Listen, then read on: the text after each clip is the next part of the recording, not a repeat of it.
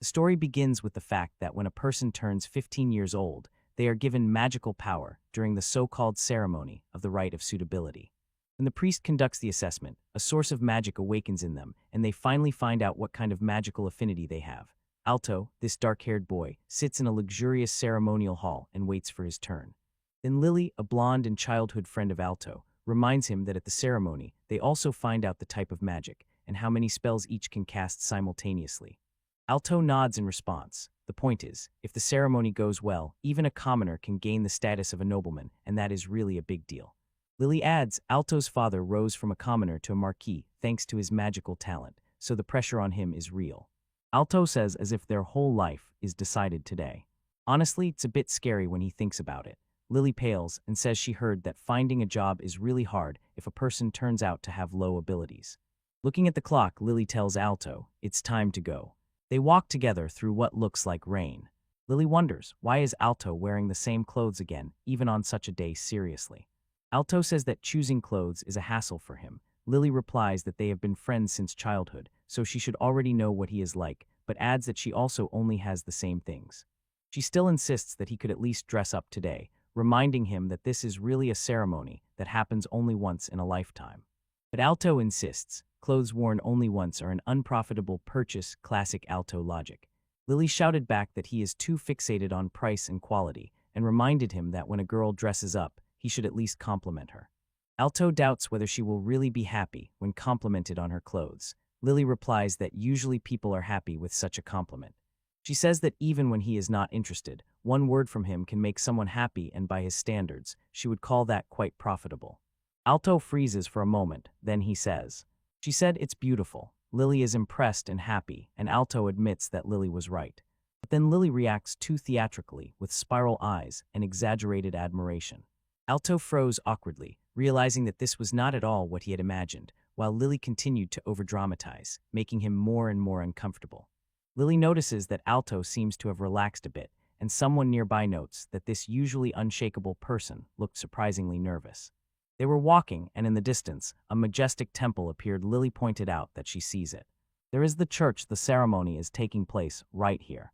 In the church, the priest loudly announces, now they will be. Let the ability verification ceremony begin. He calls John to step forward. The priest performs the ritual of assessing magical abilities, firmly holding a glowing orb as power bursts around him. The results come back showing only 2 magical circles, which is the lowest level. The thing is, for professions like knights and adventurers who fight while holding barriers, although they sound cool, it's effectively a death sentence. Here's how it works. If there are 4 contours, you can simultaneously use 1 barrier and 3 attacks. But if there are only 2 contours, there's barely enough for 1 barrier and 1 attack. The difference is huge. The priest continued reading John's results and announced, water and ice magic rank. Next comes the growth potential rating, and here is the bitter truth. With potential F, it takes 10,000 experience points to level up just once. As soon as 5 finished the ability testing ritual, the ceremony moved on. Next, Sasha is called, and someone snickers that with those magical circles and growth tendency, becoming an adventurer will be difficult. And now Lily is called next. She tells Alto that she is going now, and approaches the ceremony spot. Lily nervously steps forward, clasping her hands together, ascending the stairs. And she approaches the lavishly decorated chair where the priest is waiting. The priest begins to test her magical abilities. And suddenly the bearded man who was watching the ceremony froze, in complete shock. Then the priest solemnly announced the result, 7 magical circles. Alto can barely comprehend it, and Lily looks no less stunned. Someone else does not believe it. But then a growth ability rating appears, shown by a huge symbol in the shape of an X-ring. The priest continued loudly listing Lily's indicators. Barrier magic A, fire magic A, water rice magic A, holy magic S, dark magic A, physical magic A, enhancement magic A, evaluation magic A. All branches of Magicap, without exception, had a rating of O or higher. The observers simply lose their heads. Someone says that even 1 B level would make a person a powerful adventurer. Another adds that she has so much potential that she can carve her name and history alongside top adventurers and renowned knights, and they cannot believe that such a person even exists. A wunderkind among millions, the crowd erupts with admiration. Someone loudly exclaimed that perhaps a hero will be born in their generation, and others wonder what job Lily will be given. Meanwhile, some church officials argue whether to inform the king immediately or to seek a personal audience first.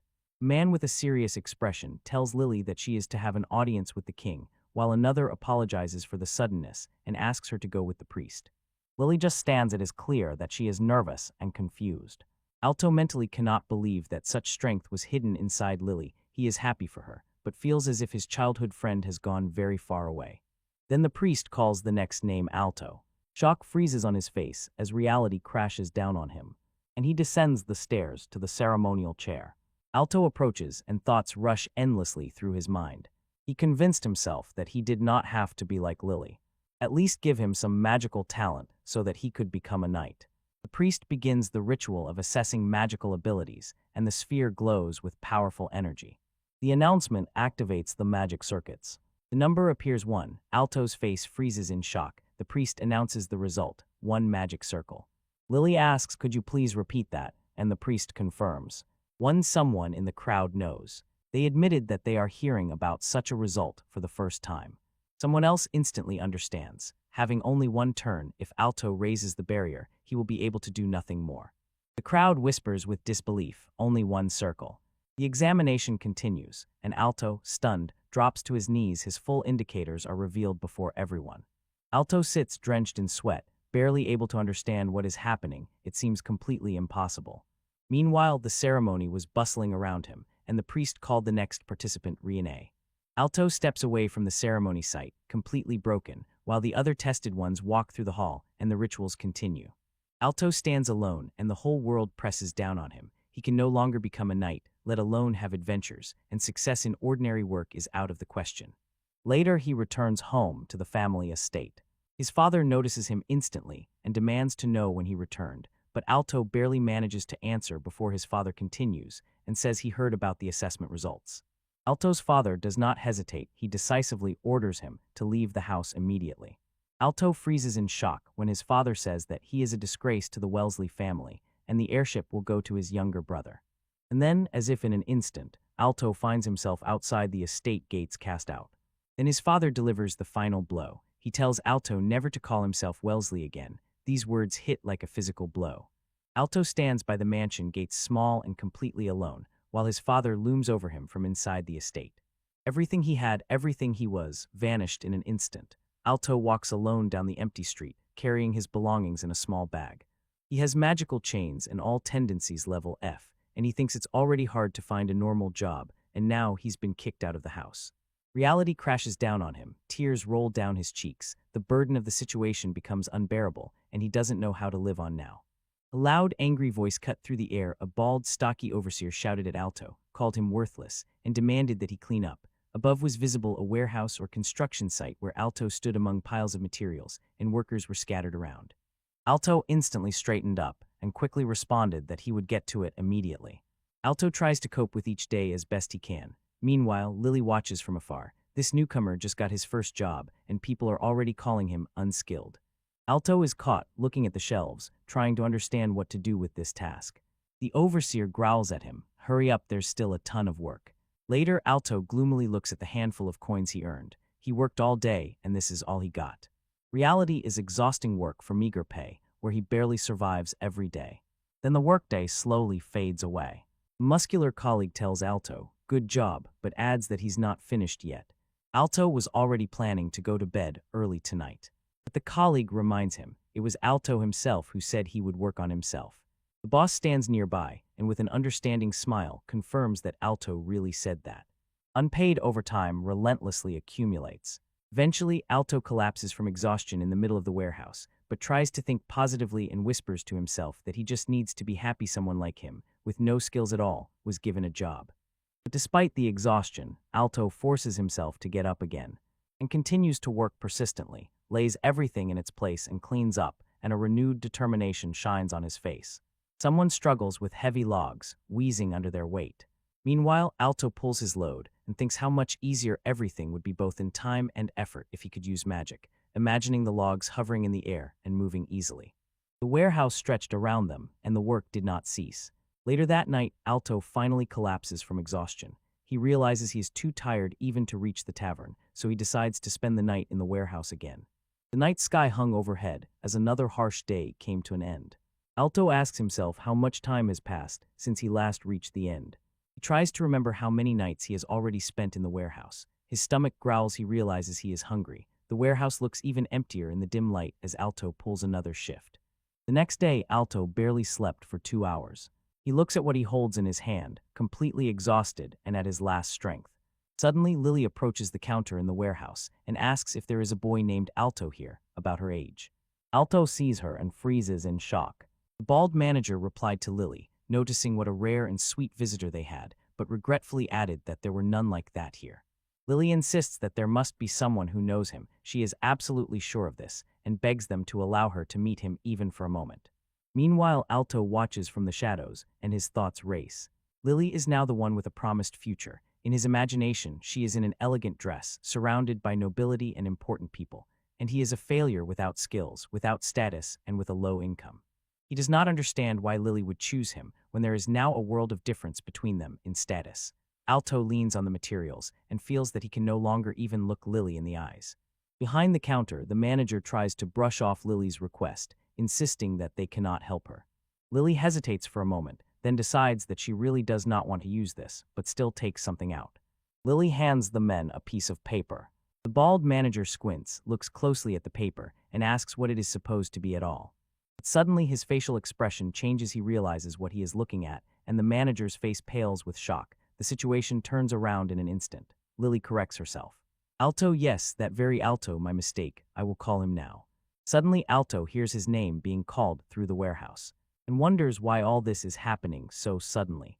The document turned out to be a letter of introduction from the Knight Commander. Essentially, the state itself guarantees her identity, and it turns out that Commander Lawrence's services are available only to those under 18. The bald chief urgently ordered the staff not to offend her under any circumstances. He returns to Alto and says that everything is fine, he will be back soon. Then the overseer warns Alto, don't say anything that could disgrace the guild that accepted him. She's given a special exception. They give her a meeting room and treat Lily almost like a queen, and the leader tries to present it as if Alto is showing everyone how wonderful this guild is. They try to sway the knights to their side, but Alto immediately notices the overseer's move. This guy got everything mixed up. He himself should be flattering the young lady, not dumping this whole matter on Alto. Meanwhile, the bald chief reassures Lily, don't worry, Alto just finished work. They are just wrapping up. Leaving work on time is perfectly normal. Lily calls Alto, and he stands, sees her, and just thinks that she is standing in front of him. The leader desperately insists that she not rush, almost begging. Lily politely thanks him for his concern. They head to the conference room, and Lily asks. She asks Alto how he is doing. They haven't seen each other for a long time, notices that he doesn't look too well, and asks if everything is okay. Alto replies that he is fine, although the situation is complicated. When Lily asks what exactly Alto is working on now in this guild, Alto thinks to himself, this situation is really confusing. The shot from above shows them sitting on opposite sides of the table in the meeting room, and the distance between them is noticeably large. Then Lily, as if casually, says that she was accepted into the Academy of Royal Knights. Alto congratulates her, but his response sounds uncertain. Meanwhile, the Royal Academy of Knights is a school where future knights are trained. If someone passes the entrance exam, they can become a knight. For someone like Lily with legendary magical talent and exactly the right number of magical circles, this is quite understandable. If she had a letter of recommendation from the commander of the knights, the kingdom might even have invited her to study. Lily says she heard that next week there will be a ceremony for students transferring mid-semester, and as soon as she enrolls, she will live in the dormitory, so they probably won't see each other for some time. Alto tells her that he supports her, but hides his true feelings inside. Alto thought it was terrible, but inside something sighed with relief. After that, Lillian and he go completely different ways that will never cross again. He imagines her walking towards her bright future, leaving him behind. But Lily suddenly changes the subject. She doesn't like beating around the bush, so she simply honestly tells him that she came to Alto's house the day after the ability determination ceremony. When Lily asked the priest about Alto, he dryly replied that Alto has no skills. But when she came to the estate, the servant told her that there was no one named Alto in the house. She had heard before about Alto's father. Marquis Wellesley also broke free from common people thanks to his magical ability, and the results of the ability determination ceremony can really ruin someone's life apparently. Everything happened too quickly for Alto. So Lily asked the priest to introduce her to the knights, took up the investigation herself, and finally tracked down Alto today. Lily started crying and whispered to Alto that, when she found out he was kicked out of the house, she didn't know what she would do if she couldn't find him anywhere. Alto just looks at her in shock, completely stunned by her reaction. Lily shouts that not being able to do anything is not a problem at all. Alto doesn't understand why she cares so much. Someone like him, without any skills, is worth nothing at all. Then Lily hides her face in her hands and begs Alto not to disappear somewhere silently again. Alto just stands and calls her name. He suddenly realizes that there are people who cared about him so sincerely. Lily can't hold on at all. Dramatic lines scatter around her as she tells him that he was called talentless, and he convinced himself that he was worthless. Alto looked ahead with growing determination, thinking that if even one person acknowledges his existence, that would be enough. It doesn't matter what his father or the guild people say, that one person matters. Alto apologizes to Lily for making her worry and says that he is fine now. A close-up shot shows the faces of both. Alto looks steadfast and determined, and tears still stream down Lily's cheeks. Lily sternly told Alto, "Don't make me worry like this anymore." She says if it were him, with his calm appearance, he would easily handle guild work, but Alto admits that in reality he was terribly ineffective. Lily smiles warmly and says to him, "As soon as you recover." He is already thinking about efficiency. She adds that she is glad his usual self has returned. After a few days, Alto stands on the path and tells himself, "I have to try." Since then, he has been working on making his daily tasks more efficient. In the scene, the boss yells that by 10 o'clock he should have cleaned and gathered the dishes, while Alto stands with a notebook, and he started thinking about how to improve and develop his productivity at work. Alto knows that the guild still laughs at him, but it doesn't hurt him as much anymore. Today he finally shortened his working hours a bit, so now there are days when he can really go home and get a proper sleep. Alto walks down the corridor, determined to practice his magic properly for Lily's sake and for himself. A smaller figure follows him, and he wonders if it's because Lily talks to him every day. He thinks that sometimes reading Manhwa gives more strength than sleep. She goes all the way to the very end to see him. The leader approaches Alto and says that from now on he is going on an adventure group as an assistant. They are gathering a huge amount of materials, so extra hands are needed, and Alto asks if that is really okay. But the overseer just yells at Alto that even if he has no skills, he should at least be able to use basic barrier magic. Alto replies with such a wildly enthusiastic expression. Suddenly Alto froze, looking at something in front of him, and realized that he had given up magic so much that he hadn't even checked his status. Suddenly a status window appears right in front of him. He freezes in complete surprise, finally seeing it. In the status window, all these game-like records with information about calories, kai carving, color-generated content, and other stats are shown. Everything is traceable down to the rice noodles, and Alto notes that it is quite natural that everything is in units, because he literally has never used magic even once. Meanwhile, Alto is stunned to realize that to simply level up, he needs to collect 10,000 experience points. The system explains that every time he uses a skill, he gains 1 experience point, but there are other ways to earn it.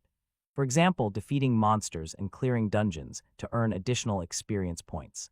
Comparison is striking. For ordinary people, leveling up takes about 10 experience points, and the required amount gradually increases with each level. An ordinary person needs only 100 skill uses to level up. Level 2 requires 200 experience, level 3 300, and level 4 400. But in Alto's case, he has to use the skill 10,000 times just to reach level 2. For level 3, he needs 30,000 experience, and level 4 demands an astronomical 40,000. The difference between him and everyone else is literally 1 to 100. Alto gloomily pondered the huge problem looming over him.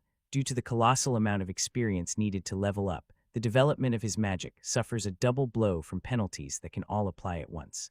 And imagine, if someone has several magical circuits, they can activate multiple skills at once, and when you activate 3 skills simultaneously, the experience gained immediately jumps. But Alto has only one magical chain, so he gains experience much more slowly than usual. If he acts with one skill, all the experience goes only to it. He thinks about barrier magic, which even he can use, but no matter how you look at it, the conclusion is grim. He is in complete despair. Alto opens the newly published book, Magical Instructions, and finally finds what he was looking for. If he pronounces the spell, he will be able to use magic. He focuses on the text and begins. In a moment, Alto successfully cast Body Barrier, and his face lit up with surprise and admiration. The spell really worked. He studies how the barrier works and discovers that what is called life is actually just the endurance of the barrier. As long as the gauge holds, the barrier stands and blocks attacks. As soon as it depletes, the barrier disappears and he takes damage. So far he has managed to activate it, and the status flashes. Barrier Magic Level 1, experience 1 out of 10,000. The numbers are clearly increasing, but Alto keeps wondering how much longer will this last. Suddenly, a notification popped up due to the use of magic. Automatic magic has awakened. Alto just froze, looking confused at the updated status screen. His magic contour 1 now shows automatic magic level 1, 0 out of 10,000, marked as new. Below that barrier magic level 1, 1 out of 10,000, and then the full list: flame magic, water rice magic, holy magic, dark magic, physical magic, enhancement magic, and evaluation magic, all level 1 with 0 progress. Alto was left with the question, what exactly is automatic magic? Suddenly, a system hint appeared on the screen. It asks Alto to record the magic he wants to automatically activate in text slot 1. The instruction says that to awaken the magic, he needs to vividly imagine it in his head and use either the name or the initial number. Alto absorbs this information and thinks that just thinking about it might be enough. He guesses that text 1 might mean something like fireball, and at that moment another display confirms the start of the fireball activation process.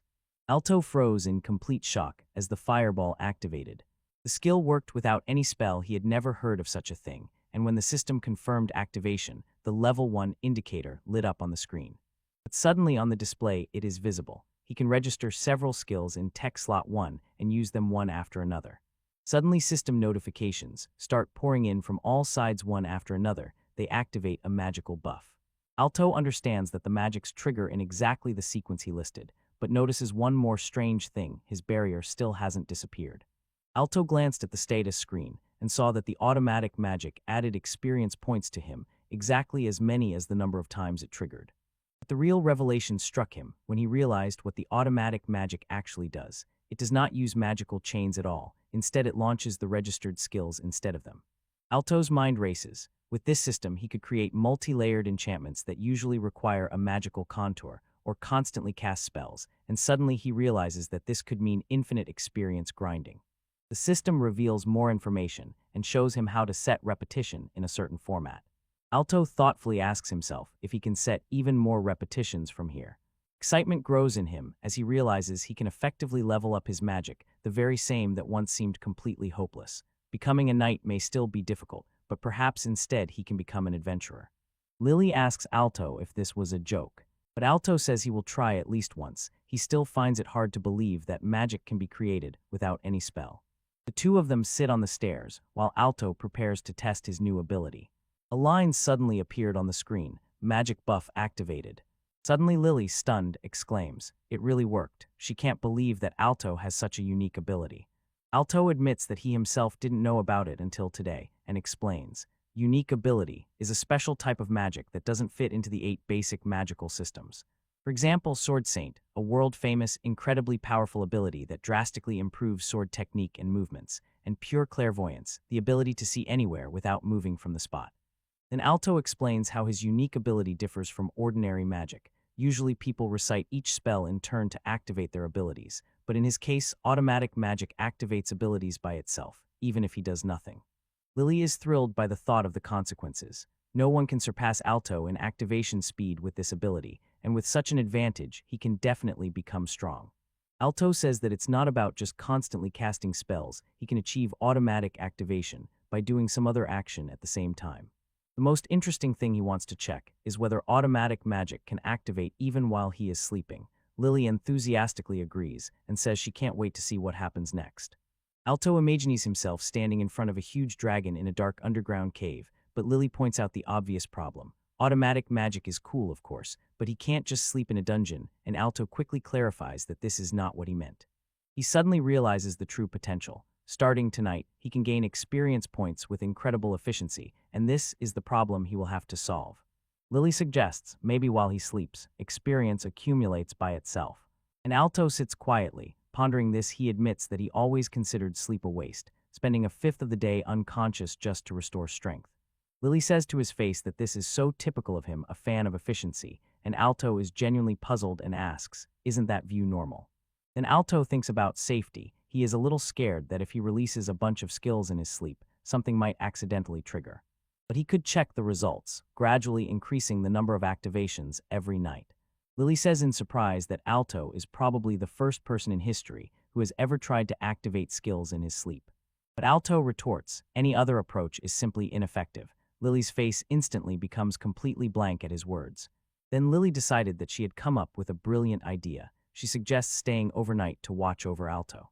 Alto says that it is a good idea and agrees. If something happens, she will wake him up. But then he changes his mind. He likes the advice, but wonders if it would be terribly ineffective for Lily herself, although he admits that for him personally, it is much more effective. Suddenly, Lily blushes at the hints of what she just proposed. The scene suggests that the knight under one roof must do something to Alto as well, since he almost never loses his words.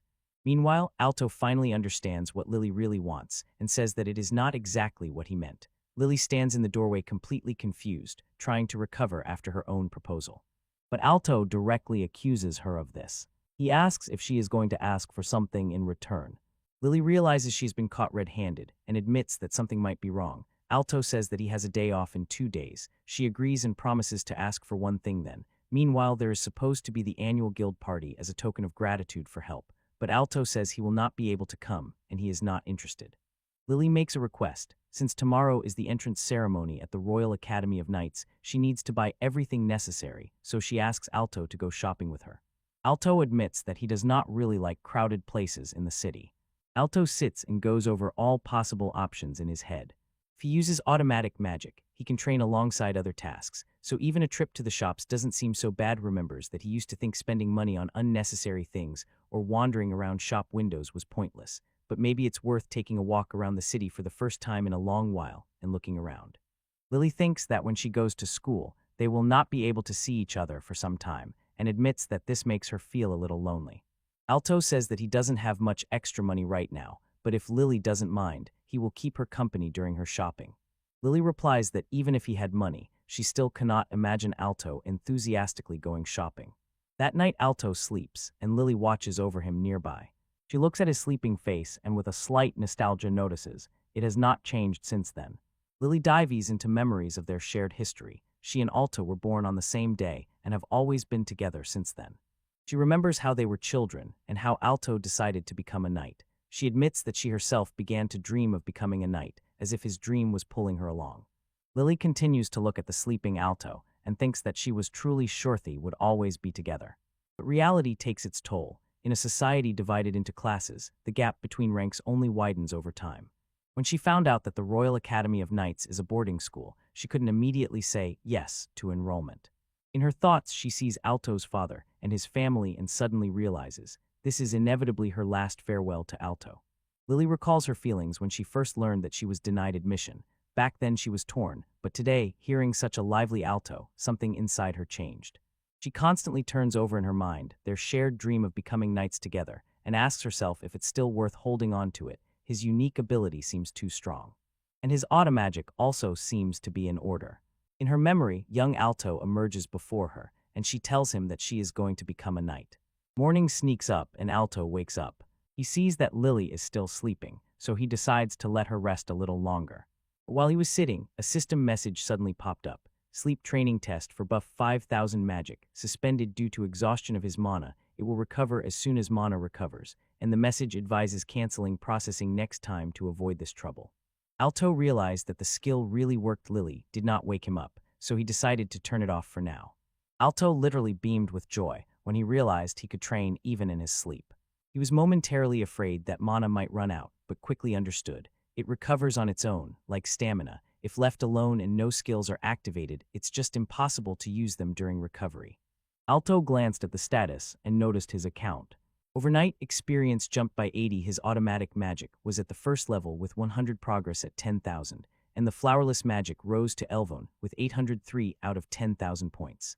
He, fascinated by the automatic magic progress, accidentally woke Lily, and she, still half asleep, sleepily asks what is happening. At work, the warehouse manager shouts at Alto to work harder. He responded cheerfully, without taking his eyes off his tasks. While working, Alto thinks about his situation. Awakening automatic magic has not yet made him stronger. He needs many times more experience points to level up than others, and the power of his skills has not increased. The atmosphere at work and the constant need to keep skills sharp begin to exhaust him.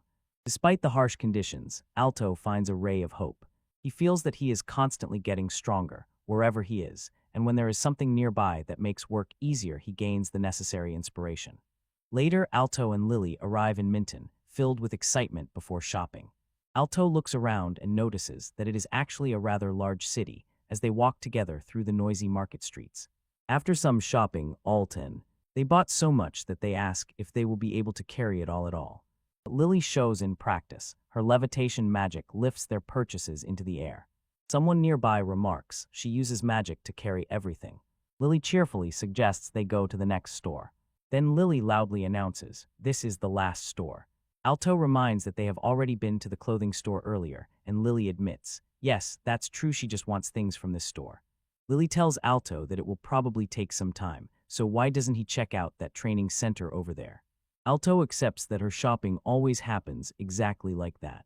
Alto asks what kind of place it is, and Lily, with surprise in her voice, replies, "Don't you know, it turns out most people can't just train offensive skills anywhere they want."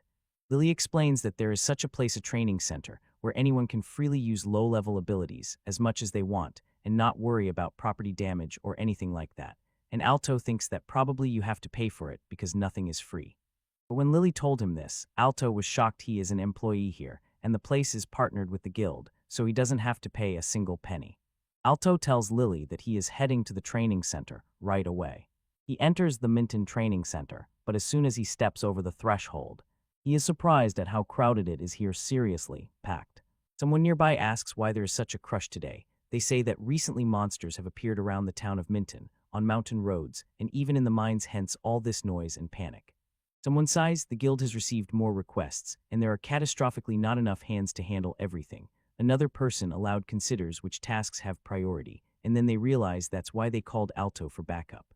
Since he is already in the training center, Alto can't resist. He decides to test all his offensive skills. After a few hours, Lily finds Alto and calls him. She tells him that she has already done the shopping and asks what he was doing. Alto says that his mana just ran out, so he is taking a break and thinks that training is done for today. Then Alto joyfully celebrates. They really managed to use the facility for free. Lily tells him, "I told you so."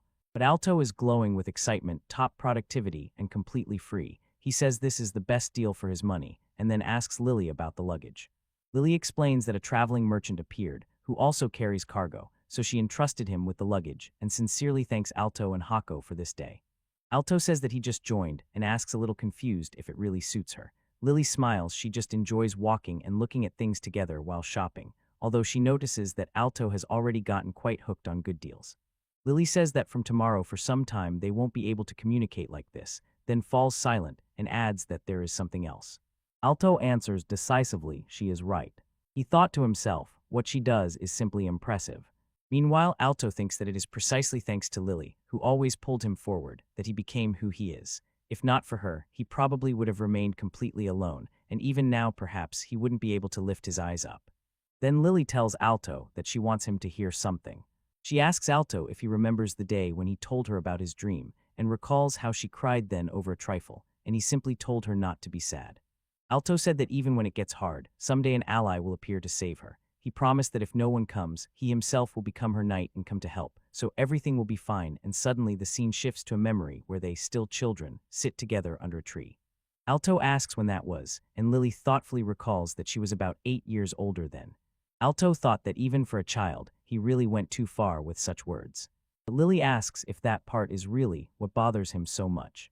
She explains that back then she didn't have a real goal, playing was enough to have fun, but after spending time with Alto, she wanted to become a knight together with him. Alto told her that he believes she could become a first-class knight who will lead the country, and added that she is about to take the first step toward realizing this dream. Then Lily asked a little confusedly if Alto was even listening. She clarifies that her dream is to become a knight together with Alto. So by entering the academy first, she only gets a small head start before the starting line. Alto says that he will need some time, but he will definitely catch up with her and asks her to wait. Lily agrees and quietly says that she will wait. This moment is like a renewed promise between them. Then Lily, smiling, told Alto that she has something for him. She hands him something that looks like a protective accessory. They explain that it is made from the scale of a dragon defeated by a knight. It is thin and requires no maintenance, so it will not be a burden for him. Alto, thank you, sir. Alto, guys. He had never seen a shop that sells such accessories.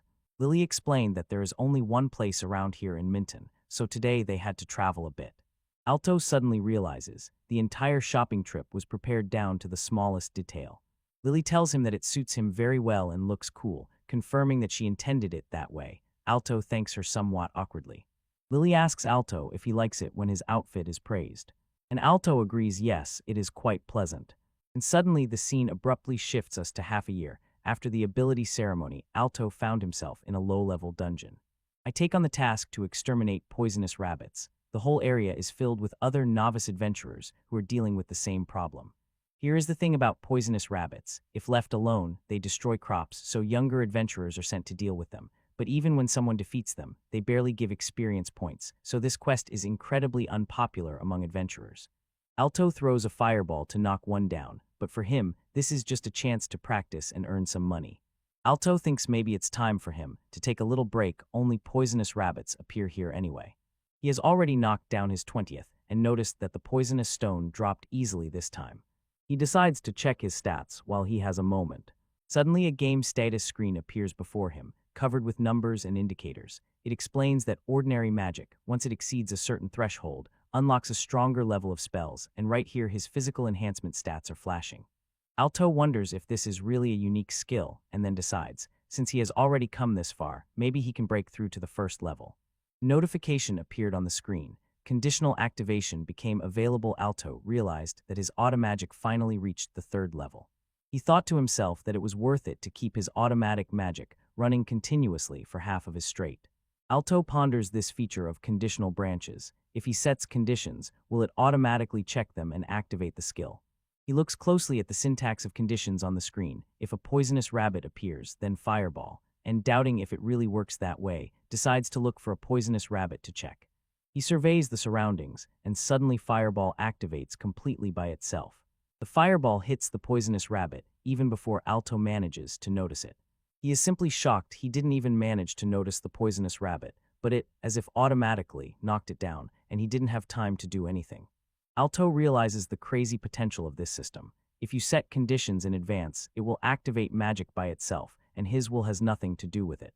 Until now, Alto could only activate skills manually. Even when he went with adventurers as a porter, all he did was cast buffs and couldn't directly help in battle. But from now on, if he sets it so that every time a poisonous rabbit appears, it shoots a fireball, he will be able to hunt poisonous rabbits automatically even in his sleep. This is the true essence of automatic magic, and Alto understands how much this ability does not suit someone like him. He decides not to stop to go further and take them down. Later, Alto finds himself in a new place.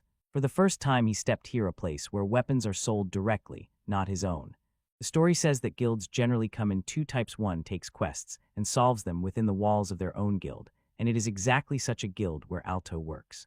The other type collects requests from everywhere, looks for work for other adventurers or groups, and in free moments takes on some tasks himself. It was in such a guild that Alto took a job this time.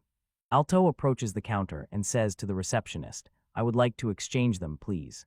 The guild receptionist simply froze with her mouth open, looking at the huge pile of poisonous rabbit materials, and in complete shock asks again, are there really that many, or has he been keeping them all this time without exchanging a single one? Alto says that in fact he caught them today and just became much more effective at extermination, and the secretary admits that she has never heard of anyone exterminating so many in one day. Alto casually adds that he also has herbs from a side quest, and asks if she could take care of those too. He kept the evaluation magic constantly on, so Alto's system now hints to him about plants. On the right, a numb flower, and there are herb that thins the blood. When he ordered it to notify every time it noticed any herb, everything became ridiculously effective. The receptionist is in complete amazement. You collected herbs today too, and so many at once. She carefully examines the collection, and suddenly notices something. It's mare grass. The story says if you don't have a powerful evaluation spell, usually you have to apply it 10 times to come across this herb. No offense, but an adventurer of Alto's level could not have detected it, and the receptionist herself confirmed this. Alto assumes that maybe it just accidentally got mixed with other materials. The receptionist simply calls it a coincidence. After an hour, the girl at the reception hands Alto his pay, and one of the observers excitedly says that this is earnings for several days, but obtained in one day. The secretaries hint to Alto that maybe he should quit the guild and make resource gathering his main job. But Alto refuses. Gathering is certainly fun and pleasant, but he has his own goal, so he will skip it. Meanwhile, inside the shabby dungeon, the leader of the adventurer squad shouted loudly for everyone to move out. Thanks to the automatic conditional branch function of magic, they now complete gathering quests much faster and more efficiently. The porter's job in the guild is also important, and meanwhile Alto begins his ritual activating magical skill enhancement while he and others prepare for the dungeon expedition. In the dungeon, Alto suddenly realizes, although he is just a porter, he still gains experience for clearing dungeons. The system says enhancement magic lasts for some time after casting, so in tasks, if he stacks it on allies through several magical cycles, he will get more experience points than when casting it on himself. Alto thinks that everyone can gain experience on their own, but accumulating it much faster in a group, the efficiency is simply impressive. Suddenly one of the adventurers shouted loudly, "Ahead, lizardman!" The traveler rushed forward and unleashed sapphire strikes at the lizard. The attack hit with destructive force. Numerous blows rained down on the creature as the squad attacked in unison, and someone enthusiastically praised the successful takedown. Another adventurer roared as he finished off another enemy. One of them said that the attack was just as it should be, and another noticed that Alto seems to be in a good mood today. But suddenly the tone changes. Someone barks at Alto, "Stop dawdling and clean up this mess faster." They remind him that they are the ones kind enough to hire worthless trash like him. Another voice tells him that this is exactly why he is here to move this and clean up. After the dungeon run, one of the adventurers smiles and says that lately he feels lighter, and another adds the quest also went pleasantly and easily. Someone else says with relief that it is finally nice to relax after all, they have returned to the guild. Then the leader dismisses everyone for the day and says, "Good job." He turns to Alto, calls him errand boy, and asks if he knows what to do. Alto confirms that he does. The traveler orders him to tidy up by tomorrow their belongings and all the possessions of other adventurers, as always. The adventurers set off further. One even suggests stopping for a drink, but before leaving someone reminds Alto that he needs to carefully check every magical stone, because if he does not carefully review the evaluation results, he will not know which monster the stone comes from. Alto replies, "I already know that." He whispers to himself, "I'll see what they have today," and immediately gets to work. Alto stands and surveys the huge pile of equipment and belongings, everything the adventurers brought today. It's an overwhelming list. He has to sort through a pile of everything. Eritrea Division, 4th Dance Shinobi Art, Osishin Nimia Yui Fierce Night Weaving 406103 Production, 4th Misk. Medical off of 110 Rise to the West Platform, Rise to the South Platform, and literally dozens of other items filling the inventory. Alto thought to himself, "It turns out I do have automatic magic." Alto begins to use the conditional branching function he studied for 6 months and automates the entire sorting process. The system sorts typical items itself. Hard ore goes north, magical solution stones go east, fire demon ore goes south, and the rest are checked individually before being sent west. The fewer Western items he has to evaluate manually, the better. He can split the process by evaluation results and set it to repeat. Alto finishes individual evaluations. He looks at the massive pile of equipment and materials from all the adventurers who worked today. Without his automatic magical system, this would definitely have taken a whole day. Now he only has to wait for the sorting to finish. Meanwhile, Alto decides not to waste time while waiting. He diligently and effectively absorbs knowledge. He is in his organized warehouse workplace, surrounded by shelves, barrels, and neatly arranged materials. The current stats show magic contour 1, automatic magic level 10 11,000 out of 100,000 experience points, and evaluation magic level 9 32,500 out of 90,000 experience points. Alto thinks about Lily's promise and reminds himself that he will never give up. During the next 2.5 years, Alto trains daily, works as a porter in the Adventurers Guild, and dedicates himself to gaining experience through constant dungeon expeditions and porter work. He barely noticed how the squad he belonged to constantly rose in ranks and had already become the best team in the guild. One of the adventurers joyfully celebrates their success. Alto admits, since they can now go to higher dungeons, he can boldly devote himself to gaining experience, but there is a downside to this. The traveler insists that Alto finish everything by tomorrow, and Alto, as always, modestly replies, "I don't know how." When the adventurers were leaving, one of them shouted at him to hurry up. Even when the party raised their rank, they treated Alto exactly the same as before. He studies magic and dungeons daily and is proud to know more than anyone in the guild.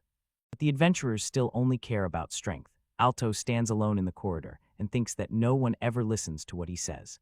Alto looked at the mountain of work ahead and immediately began to organize the warehouse. Today there is so much to accomplish, this time. Usually Pachelone would need at least 10 people, but over the years he accumulated so much experience that many of his skills grew to the level of average adventurers. After half an hour, a system message appeared on Alto's screen. His automagic had reached a new level. He had been activating that skill daily for 2.5 years, and now that it reached level 10, conditional branches opened. Finally, his automagic reached level 20, and for the next one, he has 0 out of 10,000 experience points. Alto received a system message there. They simply explained everything about the new multi-skill function. Now he can write multi, specify the number of repetitions, then the skill name, and finish with end multi.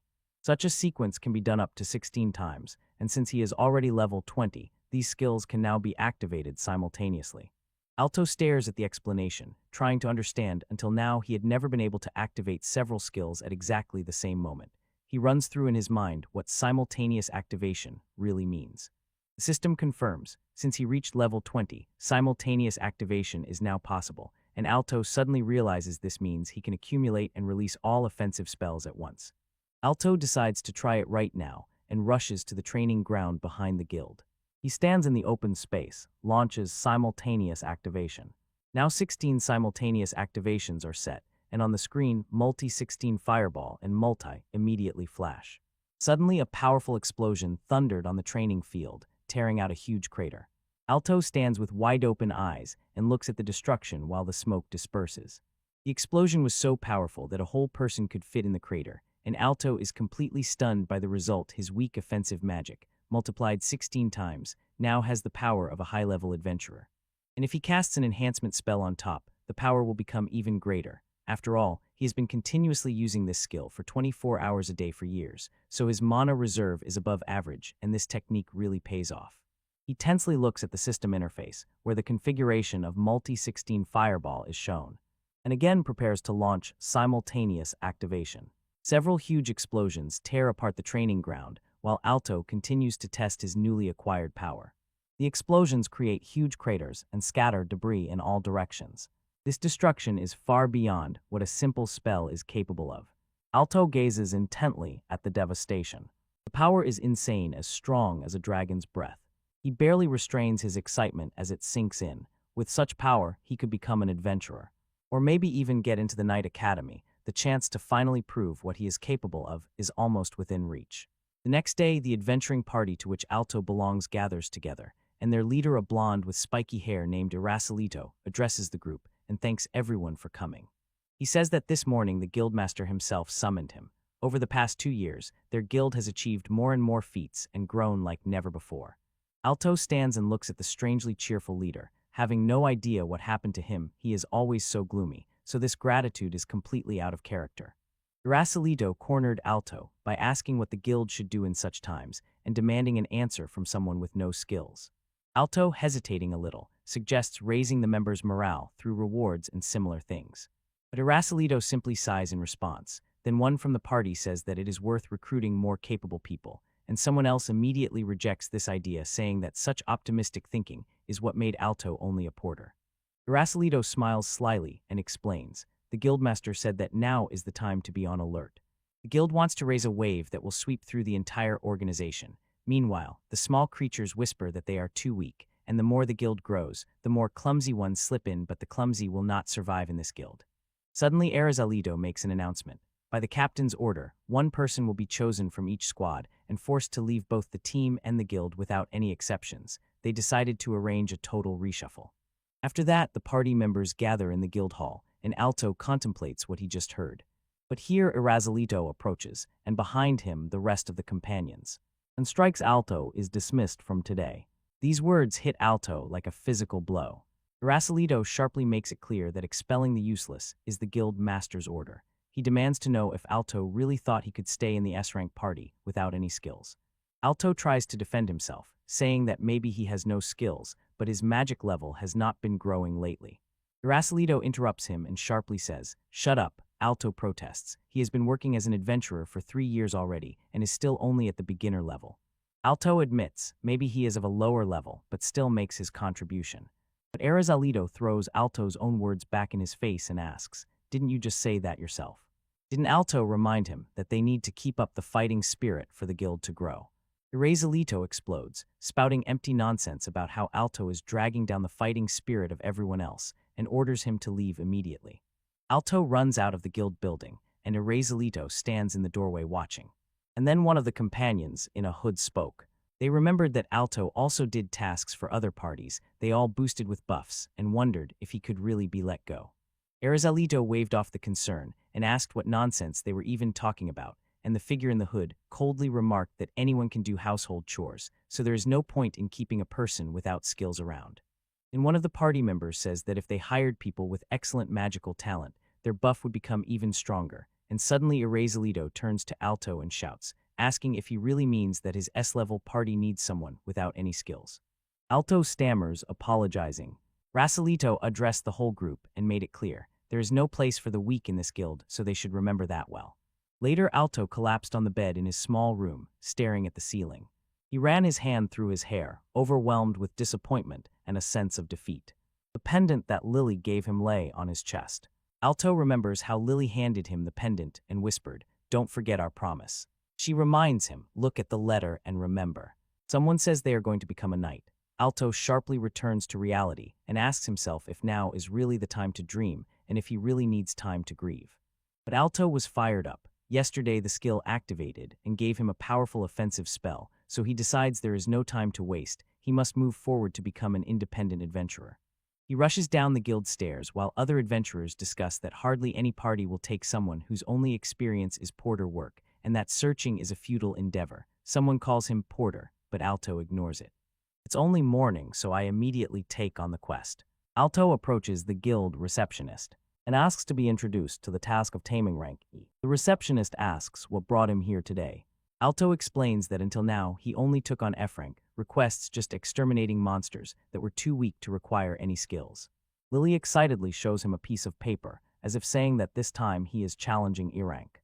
Then he offers exactly that quest. Lily explained that the quest concerns the Black Labyrinth, a dungeon that recently appeared on the outskirts of the city. The quest itself is rank B, but the difficulty ranges from F up to E. Only rank E monsters appear on the first floor.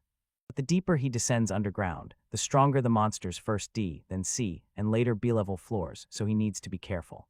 Alto thanks her, and a little later, standing at the entrance to the dungeon, he is burning with excitement, his first solo quest, and he eagerly wants to find out if he can manage on his own.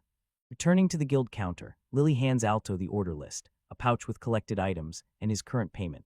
Alto recalls his experience in an S-rank party. The simultaneous activation skill he acquired turns out to be perfect for this task, as it allows him to take down D-rank monsters, so he decides to act smartly and determine whether to advance or retreat depending on the situation.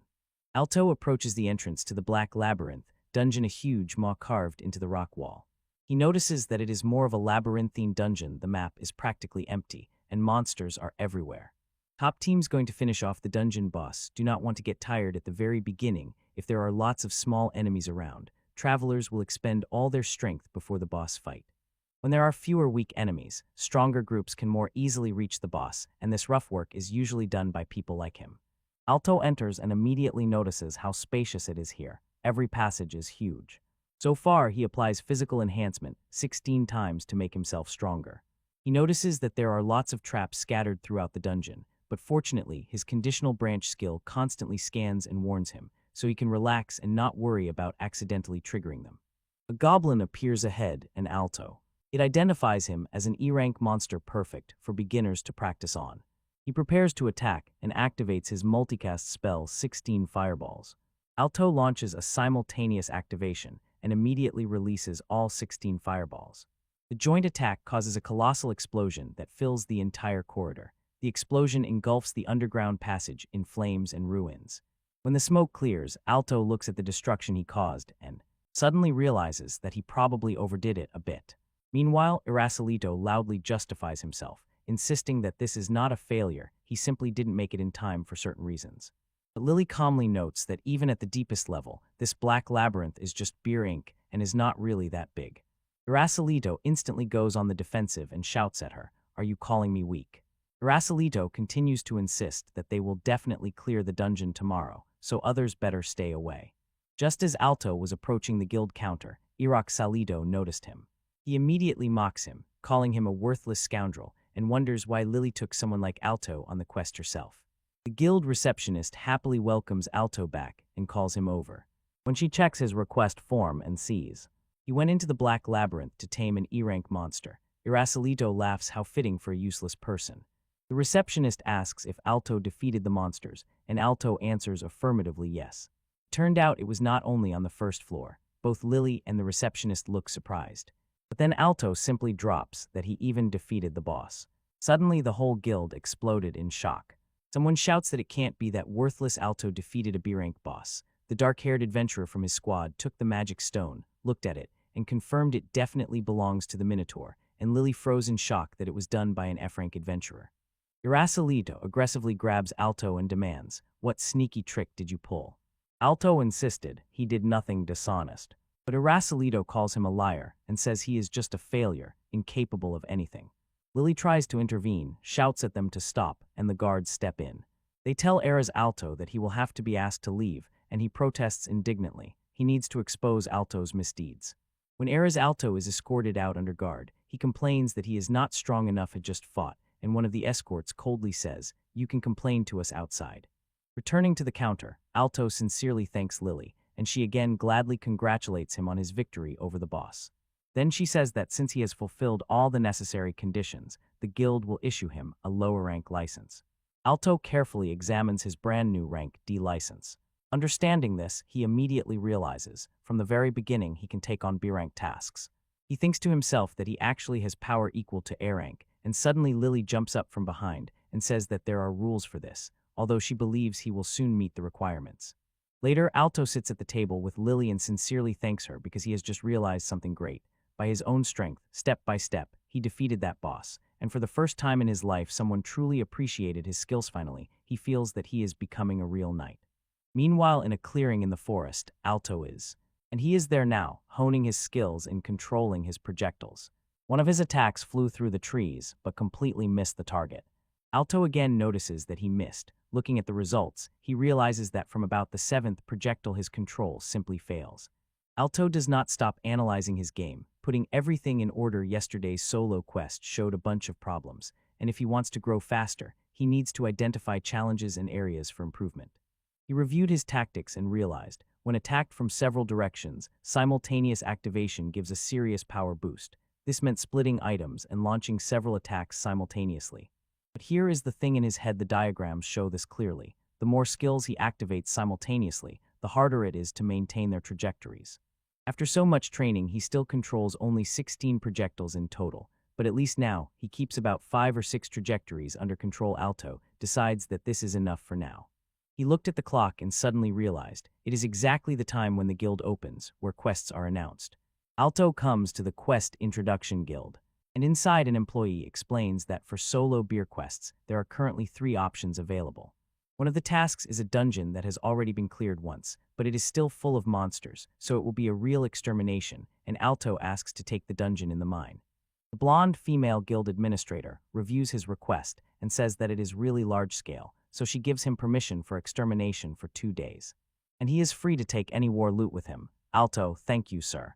Walking away from the guild, Alto's thoughts whirl. Before, no matter how many items he gathered thanks to automagic, everything had to be distributed among the whole team. And now, when he easily takes down a B-rank boss alone, all the items will go only to him. Meanwhile, Lily waves her hand and shouts, "Good luck." At the guild entrance, sincerely wishing fortune to be on his side, Alto announces that he is setting off. An hour later, Alto reaches the Achilles mine, and before him towers the entrance, a giant cave carved into the slope, all overgrown with plants. Alto enters the dark tunnel, his body barely glowing with magic. The cold is stronger than he thought, and he is glad he took a jacket. Deep in the Achilles mine, Alto narrows his search strategy. Since it is a mine, he concludes that it is about magical stones. Nothing too big or heavy can be transported here, so the search target must be limited to rare underground finds. Alto suddenly remembered how he once came across a description of a rare magical stone in a book.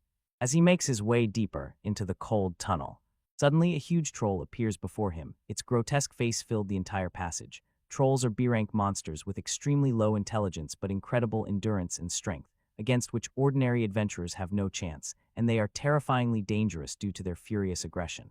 But Alto does not hesitate. He activates Fireball 8 times, by the book. Devastating barrage directly at the troll, magical projectiles flew through the air and slipped, and hit the creature with explosive force. The troll takes the full brunt of the simultaneous attack, the blows illuminating the tunnel of dark mines. Alto easily confirms the murder, pulls a troll stone from the fallen monster, and immediately a system message pops up on the screen. He has discovered a magical gem. Alto looks around, tensely searching for it. And after a moment of searching, he notices something shining in a hole in the wall of consciousness. Taking out the glowing gem, Alto carefully examines the rare stone with a unique glow and thinks about how much they will pay for its sorting is done by himself, but the money is given by the authorities, so he does not really know the exact value. And then another system message appears this time about the dragon's eye stone that he found. Making his way through the dungeon, Alto barely manages to react. Messages pop up continuously, with every step a new one, and he cannot help but think that this B-level dungeon is much more interesting than he expected. Later, Alto returns to the guild, where they introduce him to the world of quests. The receptionist greets him on his return, confused and surprised that he came back so quickly. She reminds him that his hunting permit was for 2 days and asks if something happened. Alto explains that he initially hoped to exchange today's loot for money because he gathered more items than expected. Lily is stunned when he offers to share, and asking if he means half of everything, tries to stay calm and says she is happy for him. But when Lily examines what Alto brought, she really loses her head. In panic, she recognizes the magical chimera stone and the dragon stone among the finds, and barely restrains her shock. Each of these items is incredibly valuable. The bag is overflowing with rare gems, and Lily looks at Alto with uncontrollable amazement, asking if he really got all this by himself. Alto casually says that he has always been good at scouting. Lily firmly believes that Alto should already join the Guild of Gatherers, but first she needs to evaluate them all in detail. When the evaluation was completed, Lily showed Alto the result: 10 gold coins. Alto's jaw dropped. He couldn't believe how much he earned from one dungeon run. Lily examines what Alto brought and can hardly believe her eyes. Gathering so much in the B-rank dungeon is simply incredible. Shadow monsters are marked on the map on the wall, so strong that usually 10 people are needed to handle them. Meanwhile, Alto froze. Looking at the 10 gold coins, he still can't comprehend this amount. Lily directly asks how strong he really is, and Alto frankly admits even the results surprised him. Later, Alto and Lily go outside and talk about his plans. Alto sighs and says that he still needs to decide on the entrance fee for the Night Academy, and Lily quietly responds that there are many such cases. Talented people leave because they cannot afford to pay for education. Alto notes as long as he can eat, everything is fine. Windows are just a useless luxury. He never wanted more than necessary and didn't earn much, but now everything is different. The warehouse manager makes it clear he doesn't have that kind of money to help Alto pay for education. Alto sits and thinks that he planned to gradually save the necessary funds by completing gathering quests. In the Knights Academy, most students are from noble families. The exception is special students like Alto. About 80 of those in the academy are from noble families. With the new underground hall, Alto happily realized that very soon he would be able to save money for education. The next day in the Ashal mine, Alto returns in the best shape, ready for another run. The backpack is once again packed to the brim, so he decides to return for now. Walking with his mind, Alto notices it. His experience gain efficiency has increased several times, and he is puzzled about which quest to take from tomorrow. Suddenly, a terrible sound echoes in his head. Someone shouted, "Go check," and Alto, stunned, exclaimed, "What was that?" In response, they told him it was not a simple scream. Then Alto rushed, running to the source of the noise. Alto rushes through the mine and shouts that he is sure the sound came from here. And then he sees it, a huge dragon blocking the passage ahead. Alto notices that someone is trapped under the dragon and instantly realizes this person is in direct danger. Without hesitation, he activates the physical buff X16. He tears forward and strikes the dragon with enhanced strength. The creature roared when the blow landed. Alto continues to fight the dragon with all his might and suddenly someone in the mine shouted, "Why the hell is there a dragon here?" The giant creature dominates the passage. Its scaly body fills the tunnel, and Alto does not stop the attack. A blonde girl with a ribbon in her hair kneels beside the wounded man, tears streaming down her face, and she whispered, "Are you alive?" Alto appears and asks if they are okay, and the woman only stammers, is clearly confused and shocked by everything that is happening. Alto leans over the unconscious man and recognizes it's Mike. Then he says to the woman, "If you can escape with Mike, do it now." Someone shouts scaredly, "Mike." Meanwhile, Alto says he will try to do something with the dragon. Alto decides to divert the dragon's attention from 2 peaceful people. Someone shouts to drive the dragon far away from them. Then Alto rushes at the creature, loudly teasing it, calling it a giant clumsy oaf, and declaring that now he himself is the dragon's rival. But the dragon begins to prepare something devastating. Alto recognizes it, dragon breath, and anxiety appears on his face. he understands that they are still too far from safety. The dragon launches an attack. A massive explosion of energy fills the entire mine shaft passage. Dragon's breath bursts into the head with incredible force. Alto notices that it strikes powerfully, but the real danger is the wave of heat that spreads on contact, and the destructive energy from the point of impact flies in all directions, throwing people and debris everywhere. Someone suddenly realizes, if this continues, those who were before will die. Alto activates the physical buff again, X16. Accumulating his enhancement, he rushes forward. Through the air, speeding with increased velocity. Then an attack or dragon's counterattack pushes Alto down. He falls painfully, but still draws the dragon's attention and shouts for it to chase him specifically. The dragon's breath explodes through the tunnel of mind with destructive power. But Alto suddenly understands. Being in the air might even help disperse this wave of heat. It hits him only when he flies, and if this heat covers the people on the ground, there will be many more victims. Much better to lift it into the air than to allow it to spread across the ground, where everyone else stands.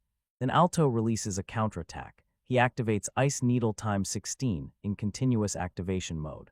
And suddenly a huge volley of icy projectiles flew at the dragon, filling the air with icy spears. The ice needles struck the dragon's breath, and a powerful explosion occurred. Someone below realizes that an explosion just thundered, and a blonde woman screamed in fright from the impact. The collision creates a powerful shockwave. Icy growths spread around in circles. Alto triumphantly exclaims that he really managed to neutralize the dragon's breath attack. He decisively orders the dragon to make its next move, and one after another launches the ice wall 16 times. Giant ice walls rise between him and the dragon, creating a protective barrier, while the creature is still hidden in smoke and debris. Someone noticed that an ice wall just appeared. Meanwhile, the blonde who is still covering the unconscious Mick suddenly understands everything. At first, she thinks this magic is his doing, but immediately realizes that the dragon's breath no longer carries a wave of heat. The ice wall towers in the mine, protecting them from the place where the dragon stands. Alto thinks it's strange that the dragon wanders these borderlands. This is really unusual. The dragons lay on the ground, clearly beaten after Alto's attacks. Ice blocks and debris scattered around. Someone nearby notices that it seems they somehow won the fight. Meanwhile, Alto stands in the ruined mine and tries to comprehend what just happened. He notes that the appearance of a dragon just an hour's journey from the city is completely unheard of. He mentally notes that an S-rank monster is a rarity even among dungeon bosses. He was able to defeat him only because he happened to possess the magic of ice and water. And suddenly it dawns on him, these are the same people who were here before. He instantly turns around to check on them, and Alto rushes there and sees that the guard and the blonde woman are tending to Mike. He was still lying unconscious on the ground. The guard asks if Alto is okay, and the blonde calls him. Alto quickly pulls out a potion, says he always keeps it ready. Diseases scare him the most when he travels alone, and hands it to them. Miko apologizes and says that the paralysis is still making itself felt. The group breathes a sigh of relief. They have been saved. The blonde woman smiles warmly. Alto thanks him wildly. She admits that for a moment she didn't know what would happen. Alto reacts a little awkwardly to her gratitude. The guard lowered his head in shame and apologized profusely for completely failing his duty, while the blonde woman firmly ordered him to raise his head. She would not tolerate this, but he still objected. But the woman says that they could not have predicted that they would encounter a dragon in such a place, and even more so did not expect that someone from their own would betray them. She looked at Alto in the distance and thought with relief. Fortunately, this guy was good enough to save them. The blonde turned to Alto, called him her savior, and sincerely thanked him for saving their lives. Alto reacts awkwardly, all nervous and clumsy. He introduced himself as Alto, simple and short. She replied that her name was Charlotte and hoped they would get to know each other well. But Alto was completely confused by each of her graceful movements and mentally decided that she was like a living doll. Charlotte asks if she can properly thank him later and asks which guild he belongs to. But even before Alto manages to answer, she apologizes and says they urgently need to return to the city. Charlotte asks Alto to name the guild he usually uses. Alto protests that no thanks are needed, he is just a simple freelance adventurer. But he admits it is a quest intermediary guild, the White Lancers. The postal guard nods, says he knows the place, and advises them to leave immediately. The group prepares to take off. The guard apologizes for all the trouble and leaves, while Charlotte, smiling warmly, promises Alto that she will definitely repay him for this. Alto just stands and watches them leave, not understanding what was that all about. A few days later, at the White Lancer Guild, Warehouse Chief Shub shouted sharply, ordering him to move it, and Alto almost stumbled from the force. The chief launched into a tirade, blaming everyone around for whose fault it was that he was forced to organize the warehouse. They said that all the work that Alto used to do suddenly fell on them the moment he left due to a lack of people. The supervisor constantly shouts that just a glance at Alto drives him crazy. Meanwhile, in the Guild of the White Lancers, Slido approaches and asks what their hardest task is right now. The guild workers reply, maybe to clear the dungeon called B-ranked. Arasalito immediately rejects this. He says it's not enough. They need a big achievement right now. He insists on finding out if there are any rank quests. The thing is, the Exiled squad has been performing poorly lately. They failed quests several days in a row, and the guild master's trust in them has sharply declined. The guild workers tell him that they currently have no A-rank tasks, which irritates Exiled even more. He calls them useless and threatens to look for work elsewhere. And suddenly, a representative of the king bursts into the guild, wearing glasses and formal attire with an entourage. Someone remarked that after recent failures, he even has the audacity. Meanwhile, the guild receptionist kindly invites them inside. Some official announced that he came to request a commission from a certain man. Suddenly, Alto notices the emblem on the man's chest and realizes that he is a representative of the crown. The representative explains that this request is by nomination. He is here to issue an extremely difficult quest to test whether the nominee can pass the exam. Alto froze in complete shock, and Erasilido also looked quite stunned. The official does not stop and explains that usually only students of the Royal Academy of Knights can take the knight selection, but as an exception, those not from the academy can pass it if they have a recommendation from the royal court.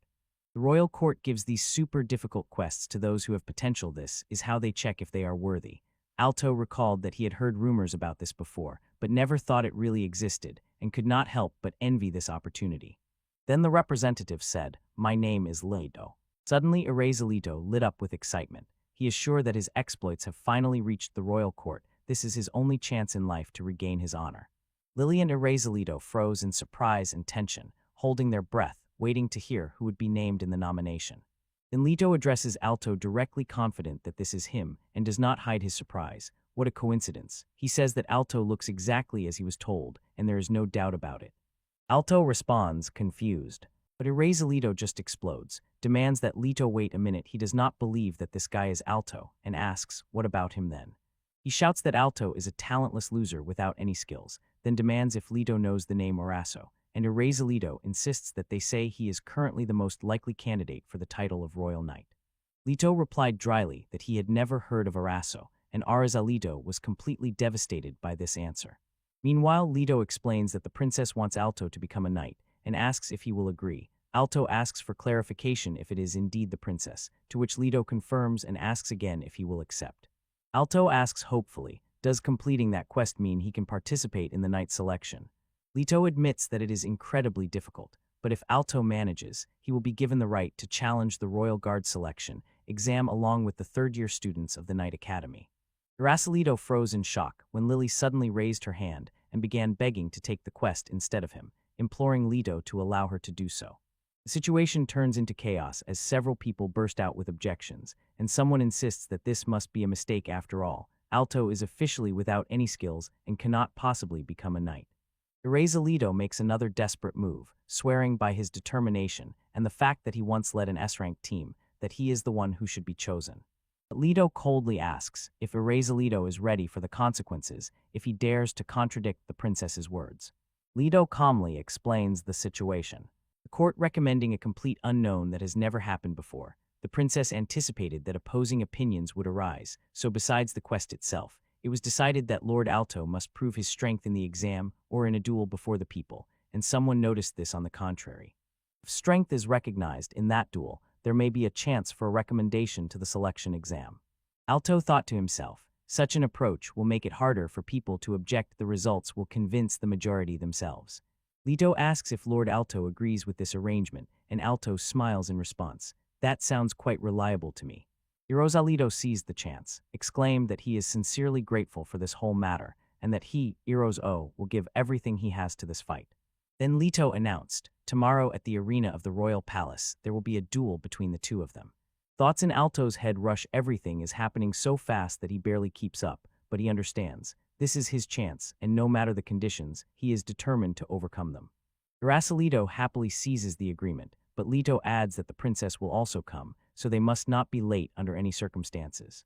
Meanwhile, preparations for security measures were in full swing at the Knight Order headquarters. The public duel begins, which was decided at the last moment.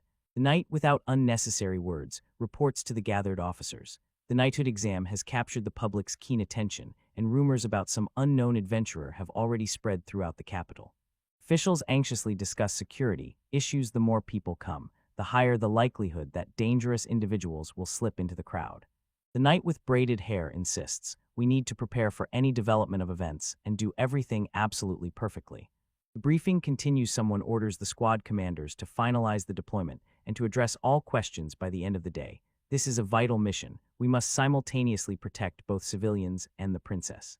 Then a man knight addressed the assembled troops. He acknowledged that this is an emergency situation, but expects everyone to give their all. He dismissed them to carry out their duties. And the knights responded with disciplined confirmation. Meanwhile, the document about Alto is being carefully reviewed. And the princess walks down the palace corridor, her footsteps echoing loudly within it. The princess carefully studies the document about Alto, clearly impressed by his achievements, and thinking to herself that Alto is truly amazing. But along with this realization came a bitter feeling that she is not up to the task. She believed she was ready at the start, but at her level, she does not have the strength to single-handedly defeat an A-rank monster. She looks at the document with growing determination and decides that she must become much stronger to stand beside him. The royal palace arena is packed to the brim. Spectators have taken every section of the stands, and the crowd roars with anticipation and excitement. Then the host addresses the audience and thanks everyone for waiting. And announcing that the main event has finally arrived, he declared that now they will show the knight selection, the exam nominees, and their opponents. The announcement continues. The host takes the floor and begins to talk about the recommended participant, Alto. Meanwhile, in the waiting hall, Alto sat on a bench, and Leto stood nearby. Leto tells Alto that he can hardly wait to see his true strength today. But Alto responds, and nervousness is visible on his face. Thoughts race through Alto's mind. The pressure mounting, he understood that the outcome of this duel would determine his entire life, and that it would change drastically. He reminds himself, this is not a usual battle. Here you can simply show the results of training, and the tension rises because Alto begins to get nervous. But then his determination hardens. He knows he absolutely cannot lose. On the stairs to the arena, Leto ran into Alto and mockingly said, "I thought you would run away in fear, but look, you actually came. At least you have some courage." Nearby, the guildmaster and other members of the squad.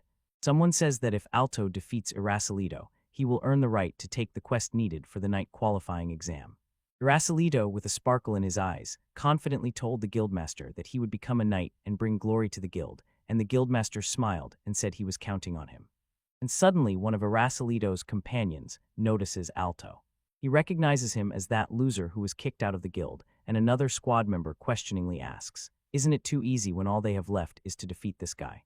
Leto's teammate declares that this will kill instantly, and Leto fully agrees, smiling confidently. The guildmaster and Leto laugh loudly together, imagining how easily they will defeat Alto. Leto addressed Alto and Leto and said he would now explain the rules. He clearly announced two conditions. The winner is the one who destroys the opponent's barrier, or at least wounds him a little, and as soon as this happens, there will be no further attacks. Knights stand ready in the arena, so minor wounds are instantly healed by healing magic. Alto listens attentively, absorbs the rules, and clearly understands what he must do. Then Leto says he has nothing against Alto showing all his strength, and that's that. Alto replies, "So, if everything is within the rules, one can be unrestrained." The group tensely prepares to head to the arena. And Leto loudly says, "Time to go." Alto moves forward with determination. Alongside him are Leto and the people in power. He heads to the entrance of the arena. Meanwhile, the announcer addresses the packed hall, thanks everyone for waiting, and announces the duelists' entrance. Leto and Alto step into the arena amid the crowd's roar. The announcer solemnly declared that the public duel for the judicial recommendation regarding the knight qualifying exam and the official appeal against it is now beginning. The two opponents stand facing each other in the very center of the huge arena, and between them is the judge, a knight named Butts. He introduces himself as the knight judge and asks if they understood the rules. Alto and Leto confirmed in unison that they understood. Leto confidently declared that he would knock Alto down with one blow and announced that he was starting. Butts gives the signal and announces that the duel has begun. Leto instantly lunges forward and aims at the highest level skill summons Dragon Breath, and unleashes a colossal magical attack. Alto recognizes this move, but realizes that his head has just experienced a real dragon's breath. When Exiled's spell rushes towards him, Alto responds with a fireball. Exiled mocks him, laughing that with such a primitive skill Alto can never defeat him. Meanwhile, the spells collide right in the center of the arena. And the spectators immediately react in shock to the size of Alto's fireball, as if, how the hell could a simple spell grow to such a size? Two magical attacks collided with stunning force, and Alto pushes his fireball forward, right through Exiled's dragon breath. This collision generates these colossal waves of energy that rippled across the entire floor of the arena. And then the collision causes a destructive explosion that simply shakes the entire arena. Several shock waves burst from the explosion site, covering the center with incredible force, and someone in the crowd stands, overwhelmed by shock at what is unfolding before their eyes. Exiled shouts that this is impossible, but Alto's fireball completely drowns out his dragon breath, creating a colossal explosion that shakes the entire arena. The explosion envelops Exiled, while Alto simply stands opposite unharmed. Someone in the crowd screams and is shocked by what just happened. The dust finally settles, and Exiled lies on the ground, completely defeated. The crowd erupts in complete shock and disbelief. No one believes their eyes. The judge raises his hand and loudly announces, "The winner is Alto." The spectators can hardly believe their eyes. Alto stands victorious in the middle of the arena. Exiled sits in stunned shock from the defeat and cannot understand how he lost to that clumsy, skillless bastard. Then some official approaches Alto and says that his strength is truly, as the rumors said, is genuinely worthy to be a knight. Alto gratefully thanks him for this. Meanwhile, below, Charlotte suddenly recognizes Alto. In her head, the voice of the one who saved her that day rings. Aginch quietly whispers his name. Princess Charlotte approaches Alto with gratitude and sincerely thanks him for the previous day. Alto is completely shocked, stammering that she is a princess. Charlotte, apologizing for the late introduction, admits that she is Princess Charlotte from the Kingdom of Lawrence. She says that if it weren't for him, she would already be dead, and thanks him with all her heart. Meanwhile, the guild master roared, "What is this supposed to mean?" And someone nearby frankly admitted they have no idea either. Charlotte told Alto that she witnessed his abilities. Agena truly has the strength worthy of a knight.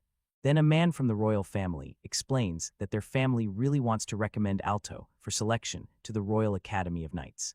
Charlotte continues, but there is one but. He must prove that his skills are truly worthy of the recommendation. Evan, the royal family cannot just give recommendations to anyone, so Alto will have to pass a trial first. Charlotte asks if he agrees, and says that for completing the quest he will also receive a reward. Alto instantly replied that it would be an honor for him. Charlotte tells Alto that she will officially contact him later, and adds that she sincerely wants him to become a knight. They shake hands. Charlotte says she places great hopes on him, and Alto sincerely thanks her. Gratitude and unwavering determination are visible on his face. But the guild master is furious, shouting at Exiled that it is all because he lost to that worthless failure, and adds that he was humiliated too. Rage grew when he showered Exiled with curses for failing to clear the level B dungeon, causing the guild's prestige to plummet to rock bottom and earning the royal family's enmity, while Exiled could only endlessly apologize. The guildmaster coldly remarked that he would usually have fired Exiled right then and there. And Exiled panicked, begging for anything just not to be fired. The guildmaster announced that he was giving Exiled one last chance.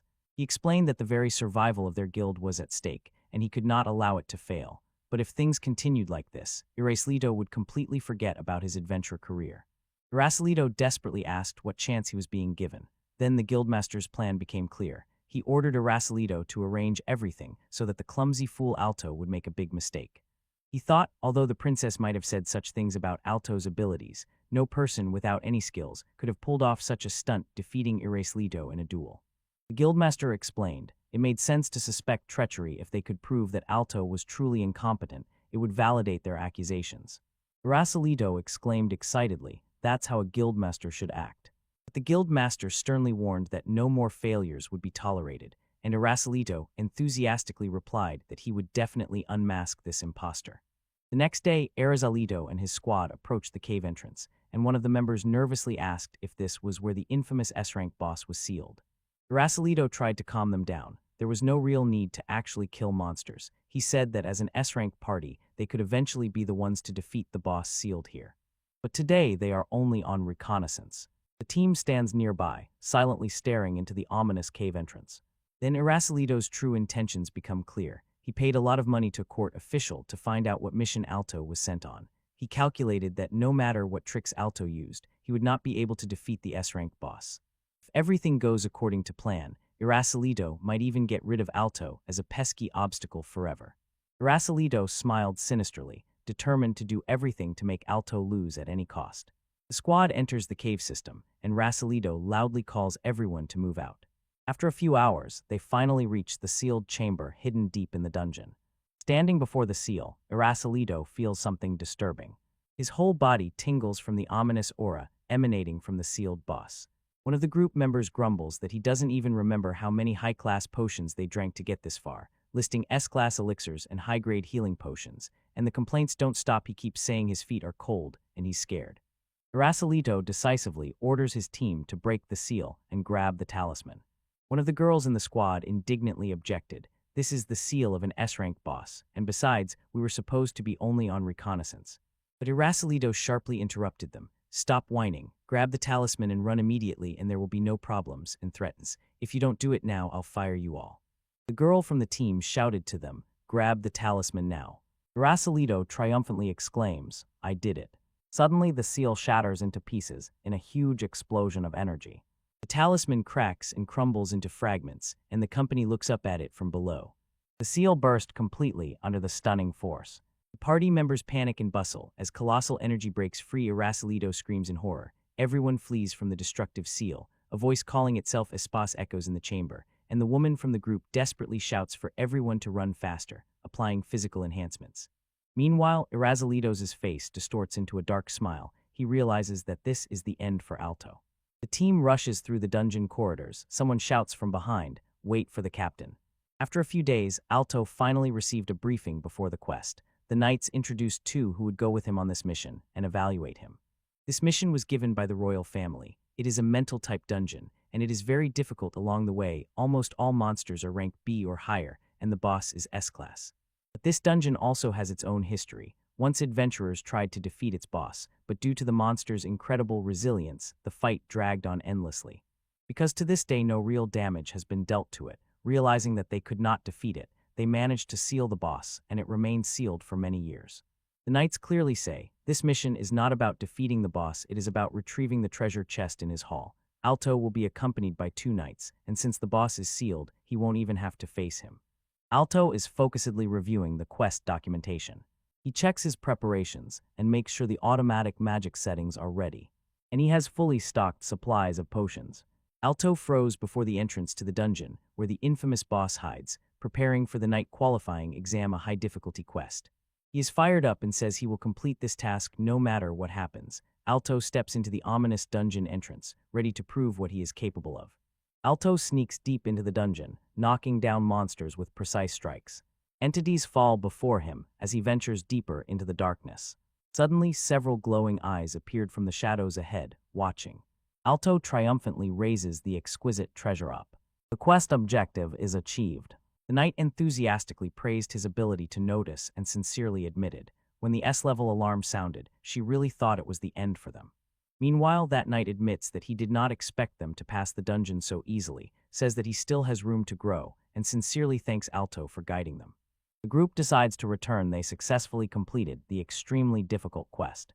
They return to the city, exiting from the dungeon entrance. Alto sits on a few steps and exhales with relief. Everything went smoothly, especially since it was a quest from the royal family itself. One of the knights admits he is completely exhausted. As two nights drag on, the two of them celebrate, acknowledge Alto's strength, and sincerely rejoice that they overcame the quest together. Alto's thoughts involuntarily drift to his childhood friend Lily. She is already a step ahead and heading to the starting line. She was already first in her class at the Royal Knights Academy, probably honed her skills by training in duels with experienced comrades there. And she even earned the right to challenge the Academy's qualifying exam. Meanwhile, Alto spent 3 years continuously gaining experience points. He was branded as skillless and without magic, and he literally gained experience even in his sleep. Alto feels a glimmer of hope. If only he can pass the qualifying exam, it seems he will finally catch up to Lily. He sits in meditation and thinks, although he is despised for his incompetence, he can still become a knight. Alto prepares, decisively activates his automagic and decides to work even harder for the exams, but first he needs to grab a bite. And so, as he walks through the city, suddenly a huge crowd appears and a wild commotion rises around. Alto just stands, frozen, while chaos erupts around him. Someone in the crowd shouted for everyone to run. Meanwhile, that blonde with spiky hair in the middle of the crowd yells that the boss has come down from the mine, and Alto simply cannot believe his eyes. People start to panic, asking if it's serious and if they need to hurry, and then someone adds that this is the very one whom even the A-rank adventure group couldn't defeat. The blonde points with his hand and warns this is the way to the boss, and Alto realizes that the situation has completely gone awry. People scatter in all directions, and Alto rushes in the opposite way. In his thoughts there is only one thing: the dungeon called Mind, which he entered, lies straight down this road. Not far from the city, they need to deal with the boss as quickly as possible and do it as far from the city as possible. But now Alto found himself face to face with the threat. A huge zombie dragon emerges before him. Its undead body towered huge and menacing. Despite the furious barrage of blows, the zombie dragon constantly regenerates. Someone shouts what to do, and another adventurer understands. No matter how much they attack, the creature simply regenerates and no dent remains on it. The situation worsens, and someone grimly notes that everything moves slowly but relentlessly. The blonde adventuress realizes even though so many high-ranking adventurers have gathered here, it is still not enough. If this continues, the zombie dragon will soon reach the city. Alto rushes along the raised structure, thoughts about everyone still left in the city swirling in his head, and he throws Fireball X16X. A colossal destructive spell strikes the dragon zombie. The force that tore off its head. Alto sees the result and thinks that he has decapitated it. That should definitely be enough to finish it off. But at that very moment, someone shouted, "The creature is healing incredibly fast." Meanwhile, the knight commander of the guard arrives at the scene. The knight with a goatee looked at the situation and immediately understood. No need to ask, this is a complete failure. He asks what is happening and spots Alto, because he recognized in him the very big boss the guards had talked about earlier. Someone shouts Alto that their attacks do not work at all, and another person adds that regeneration is the feature of Dragon Zombie, and that is why he is S-class. Scientists say 7 cores are hidden in his torso, all of them must be destroyed simultaneously at the same moment. Then the technical problem becomes quite obvious. With 4 circuits, someone can hold a barrier and simultaneously launch 3 attacks, and it is the magical circle schemes that show this limitation. The blonde knight realizes that this is impossible. Alto admits to himself, this definitely will not be easy. The light-haired knight notices, the more talented someone is in magical circles, the higher their level. Someone dreams of having one like Lily, she has as many as 7 circles. But the tone and tempo of skills vary for each, and it is also necessary to simultaneously hit 7 cores moving inside the body. For this, several people are needed who will harmoniously combine their skills. Alto understands, hitting the cores exactly simultaneously is impossible. But the blonde knight shouts that there is no choice and everyone's help is needed. He orders everyone to report how many magical circles they have. Alto says that among all here he has the most. The blonde-haired knight replies that then they will destroy the course simultaneously. He has already detected them with his evaluation skill. 7 key points open on the dragon's body: left wing, left shoulder, solar plexus, neck, and head. The light-haired knight says that he has 5 magical circles, so he will strike 5 places, but he needs Alto to hit 2 of them, the right shoulder and the base of the right wing, and Alto confirms that he understands. Then the blonde knight shouted, "Here he comes." Alto shouted, "Fire spear," and the 2 of them rushed into a synchronized attack. From different sides, coordinated attacks fall upon the zombie dragon. Fiery spears pierce its body and explosively hit the most vital points. Alto wonders if it worked. It seems to him as if everything happened simultaneously. The surroundings could not fail to notice. Their coordination is incredibly perfect for an improvised pair, as befits a knight and a high-ranking adventurer. But suddenly, the blonde knight exclaimed that it was in vain. He still could not completely destroy the courtyard. Alto froze in shock. The light-haired knight explains that the thickness of the flesh and the height are different, so just hitting them simultaneously is not enough. Alto shouts that they need to break it and expose the core. But someone throws in, even if they manage to expose it, it will simply instantly regenerate, and another voice adds that they will have to deliver 7 attacks at once to first open the core. Someone says that after that they will have to strike with 7 simultaneous attacks. The light-haired knight reacts with amazement at the incredible complexity of this plan. But suddenly the blonde knight shouted that they have to do it. He calls on everyone to help him. Alto and the others confirm that they are joining. The blonde knight declared that he sees all 7 cores, and immediately someone shouted to everyone, "Destroy them all at once." Alto and the others rushed into a coordinated assault, shouting, "Fire spear," as several attacks simultaneously struck the zombie dragon. Someone shouts that they destroyed a core, and another instantly responds with a resolute, "No." The blonde knight confirms with a heavy heart, "In vain." Alto understands, the more people there are, the harder it is to hit at the right moment. Alto declares that he will repeat this as many times as necessary, and the blonde knight firmly replies that he stands beside him. The exhausted fighters near the city gate are barely holding on. Alto anxiously notices that everyone has already used their highest level skills dozens of times, and now they are almost out of mana accuracy, is rapidly falling. The light brown-haired knight anxiously asks what they will do now. But then Alto calls him over and asks to be allowed to do it. The light-haired knight turns and asks Alto if he has many magic circles. Alto admits he has only one magic circle, just one. The light-haired knight sharply waved it off, implying there is nothing to talk about, but Alto does not back down. He swears he can simultaneously release 7 skills and asks for just one chance to prove it. The light-haired knight looked skeptically at Alto and thought to himself that a person without skills, with only one magical contour, is definitely good for nothing. Meanwhile, the light-haired knight tells Alto that they will try, thinking to himself that he has no options left anyway. Alto sincerely thanks him and is ready to prove what he is capable of. Someone throws a grim promise at Alto: "We will break through the flesh of the zombie dragon and expose their cores," and then orders him to simultaneously destroy all 7 of these cores. Alto confidently confirms that he understood. The light-haired knight rushes forward, shouts that he is going into battle, and launches a fiery spear at the very moment the coordinated assault begins. Several fighters simultaneously rushed into attack from different directions. The zombie dragon is bombarded with strikes, like Alto, and the light-haired knight conducts a synchronized attack. Powerful explosions erupt across the battlefield as their strikes converge on the huge undead creature. And then someone shouts that all 7 cores are out, and another voice desperately pleads for their automagic to work. Alto activates his skill and commands, "Fireball X7." The blonde knight froze in shock, realizing that Alto really fired 7 shots simultaneously. Someone else is clearly stunned by what they see. Alto focuses intensely, determined to make all his attacks hit exactly at the same time. Alto's thoughts race. He is completely focused. He must strike the dragon with 7 fireballs, and the target does not stop moving. This is his moment to show what days of continuous orbit control training give. And failure for him is simply not an option. Then someone orders him to go. Outro. Machine filled with robots bursts into close combat and directly attacks the dragon zombie. The creature roars and tries to counterattack. But Alto does not let this interfere. He resolutely says he will not stop and attacks even harder. Meanwhile, the blonde knight commander watches Alto closely in the heat of battle and cannot understand. This guy was supposed to be crushed already, but he didn't even flinch. He notices Alto's incredible concentration as he approaches and strikes the dragon zombie with destructive force.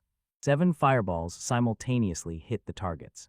All 7 cores explode simultaneously, and shockwaves pierce the huge body of the dragon zombie. With each destroyed core, the creature is torn apart by a series of powerful explosions. And the observers below watch with bated breath as the coordinated attack succeeds. A gigantic flash erupted across the battlefield. The zombie dragon finally fell. The observers are shocked and overwhelmed with emotions as the dust settles. The creatures lie scattered on the ground, and Alto stands amid the debris, quietly confirming that he really did it. The spectators froze. Someone shouted that Alto really brought down the zombie dragon. The blonde knight skeptically asks if he is really serious. Another spectator admits that he cannot believe Alto pulled it off, and someone adds that they have never seen anyone use 7 skills simultaneously, marveling at how precise Alto's trajectory was. The blonde knight approached Alto, admitted that he himself would not have managed it, and thanked him for the help, then asked Alto to say his name, albeit a bit late for an introduction, to which Alto quietly replied that his name is Alto. Meanwhile, nearby someone proudly says that he is the one who won that duel the other day and finished it instantly, and the light-haired knight pronounces the name, sounds familiar. And Alto calmly, measuredly confirms this. The light-haired knight admitted that he had heard rumors, but seeing such skill in action, he acknowledged Alto truly deserves the title of knight, and added that even a knight cannot cast 7 spells simultaneously. Alto thanks him, but also himself, because he can actually release 16 at once, though he keeps silent about it. The crowd gathered around Alto at night, celebrating the victory. People shouted that a hero was born in the city, cried out that they survived thanks to Alto and showered him with blessings. In the palace, Princess Charlotte reports to the man at court that Lord Alto's mission was a complete success, and he remarks, "Alto really defeated the sealed S-level boss, just think, it's simply insane." Charlotte reads out the report about the knight that accompanied Alto on the mission. The knight recorded, Alto's skill, his courage, focus, and ability to work in a team were impeccable, and he sincerely wished to serve alongside him as an equal knight. Princess Charlotte declared that the results are truly impressive, and they must do whatever it takes to make Alto a knight, no matter what. The man official fully agreed without hesitation. Then someone reports that the boss they defeated was initially sealed with a permanent seal, but they add that they found traces as if someone removed it, and this is clearly suspicious. Meanwhile, in the palace corridor, Princess Charlotte and the man official discuss the whole matter. He says he heard from the escort knight that they broke into the boss's sealed room. Someone adds that Alto himself broke the barrier, and the official assures Charlotte that the real culprit and evidence will soon come to light. The man official reported that the culprit turned out to be a man named Eraso, the same one who fought a duel with Lord Alto, and confirmed. As Princess Charlotte suspected, Eraso was immediately arrested. Princess Charlotte ponders this and reflects on the insult hidden behind it all. The man official told Princess Charlotte that this was exactly what he expected, so he already summoned the military police and sentenced Eraso to 20 years of hard labor in the mines. Meanwhile, Salido sits at the table laughing to himself, thinking about how to help. Everything went perfectly, the boss is just glowing with satisfaction, and he thinks, if that guy fails his quest, Erasalito himself will become a knight. But suddenly, the military police burst into the room. Someone shouted that the military police are arriving and ordered everyone not to move. Erasalito is completely stunned when officers surround him, and the military police grimly announce he is under arrest for removing the seal from the S-level boss and putting the city at risk. Erasalito desperately protests, demands to know why he is being arrested, insists it must be some mistake. He stalls, asks what evidence they have, and assures he is innocent. But the officers tell him not to waste energy resisting and show that all the evidence is here. Erasalito continues shouting that it must be a mistake as they drag him away. Meanwhile, in the palace, officials quietly discuss. They also detain the guild master Eraso. It turned out both men are also charged with bribery and abuse of power, so harsher punishments await them. Someone remarked with relief that fortunately, they managed to get rid of him before he could threaten Master Alto, and the male official fully agreed. Then the knight announced that Master Alto has arrived. Princess Charlotte orders to let him in. Alto enters and Princess Charlotte greets him. "Long time no see. Thank you for protecting the city from that mad boss." Then Princess Charlotte smiles and tells Alto that she heard he defeated an opponent whom even knights could not overcome with a single strike, and that his skills already surpass those of knights. Alto modestly replied that they only won because he worked together with everyone. City representatives present Alto with his award, and Princess Charlotte announces that because of his feat in completing this quest and saving the city, he has finally been officially granted permission to take the knight qualifying exam. Alto is overwhelmed with gratitude and showers them with thanks one after another. Princess Charlotte tells Alto that she is confident he will succeed and hopes that when he becomes a knight, he will lend the strength of her squad. She sincerely wishes for him to excel in everything. Alto enthusiastically replied that it is a true honor for him, and he will do everything possible to meet her expectations. Princess Charlotte sincerely wishes him luck there. In a few days, Alto arrives at the Royal Knight Academy. Before him towers a massive building with turrets and towers. Students stroll around the grounds, and he raises his eyes and gazes admiringly at the place. Then they explain how the academy system works. During the month-long knight qualifying exam, Alto will be treated the same as a Knight Academy student, and students are divided into two types: regular Academy students and recommended commoners. During classes held between exams, students not only master practical techniques, the Knight turns into a school of essential skills. Alto walks through the academy grounds, noble students cast glances at him, and he is troubled by the thought of what it will be like to live in the dormitory during exams. Meanwhile, the elite from all over the country have gathered here to hone their skills, and reality struck him. He will not become a knight unless he surpasses each of them. Alto decides to simply do his own thing quietly and skillfully, as always, then looks around trying to understand where the orientation is at all. Suddenly, one of the staff tells Alto and the others that the briefing officer will appear soon, so they will have to wait a little longer. Alto stands in the corridor with a serious expression on his face, and gradually it dawns on him that the very fact of getting into the Royal Knight Academy does not mean that everyone will become knights. Everyone here is a rival. Imagine this, the night selection is held only once, and that right in the middle of the third year. Alto heard that graduates would not have to look for a job. The title of academy graduate opens doors, but the thing is, if they fail, they will carry the burden of not becoming knights for their whole life. Alto walks alone, and the thought does not cease in his head that not long ago becoming a knight seemed completely impossible to him. His thoughts involuntarily drift to Lily, the girl who transferred in the middle of another semester. If everything had gone well for her, she would have long since finished her studies and become a knight. Suddenly someone called Alto. He turned around and immediately realized that somehow he found himself at the very same exam as Lily, only a year later. A fleeting thought passed. If you don't give up, the chance really comes back. Meanwhile, students in the background whisper about that nepotistic son, whom everyone is talking about. The blonde nobleman approaches Alto with a smug, condescending smile and introduces himself as Bon Bon, heir of House Bon, and a current student of the Royal Academy of Knights. Alto simply briefly says who he is. But then Bon Bon tells Alto that he wonders what dirty tricks someone like him could have used to get his recommendation. Alto thought that dealing with guys like that is pure exhaustion, so he decided to just brush it off and noted that survival skills, honed back in the Black Guild, come in handy in this situation. Then Bon Bon addresses Alto. Allow me to look at your magical affinity with my evaluation skill. Alto understands that with higher-level magic of assessment, one can discern others' abilities, but he is sure this is a serious breach of etiquette, and Bond applies his assessment skill on Alto. And his eyes widen in shock when he sees only one magical contour. Bond mutters something about a pathetic result. The students around them began to gossip loudly. Someone shouted that with a single barrier Alto was doomed and asked how he even planned to attack, while others meanwhile laughed that even a commoner has more contours than he does. Then Bon Bon yelled at Alto, saying that a knight is someone higher, like him, and orders everyone to watch. He summoned his fireball with magic and put on a truly spectacular show. And the students around them immediately began to praise him enthusiastically, saying, as expected from Lord Bon mastering 5 magical circles simultaneously with such impressive precision. Bond exclaimed, "This is the power of a man destined to become a knight." He mocks Alto, saying that one who can barely maintain even one barrier will never become a knight. Bond smiles smugly, as if Alto is stunned by the grandeur of his magic. Alto only smiles calmly and asks if Bond is really boasting about hitting with only 5 fireballs, and to himself, he thinks that he considered the princess's words mere flattery, but maybe he really can stand up for himself, even with the power he has now.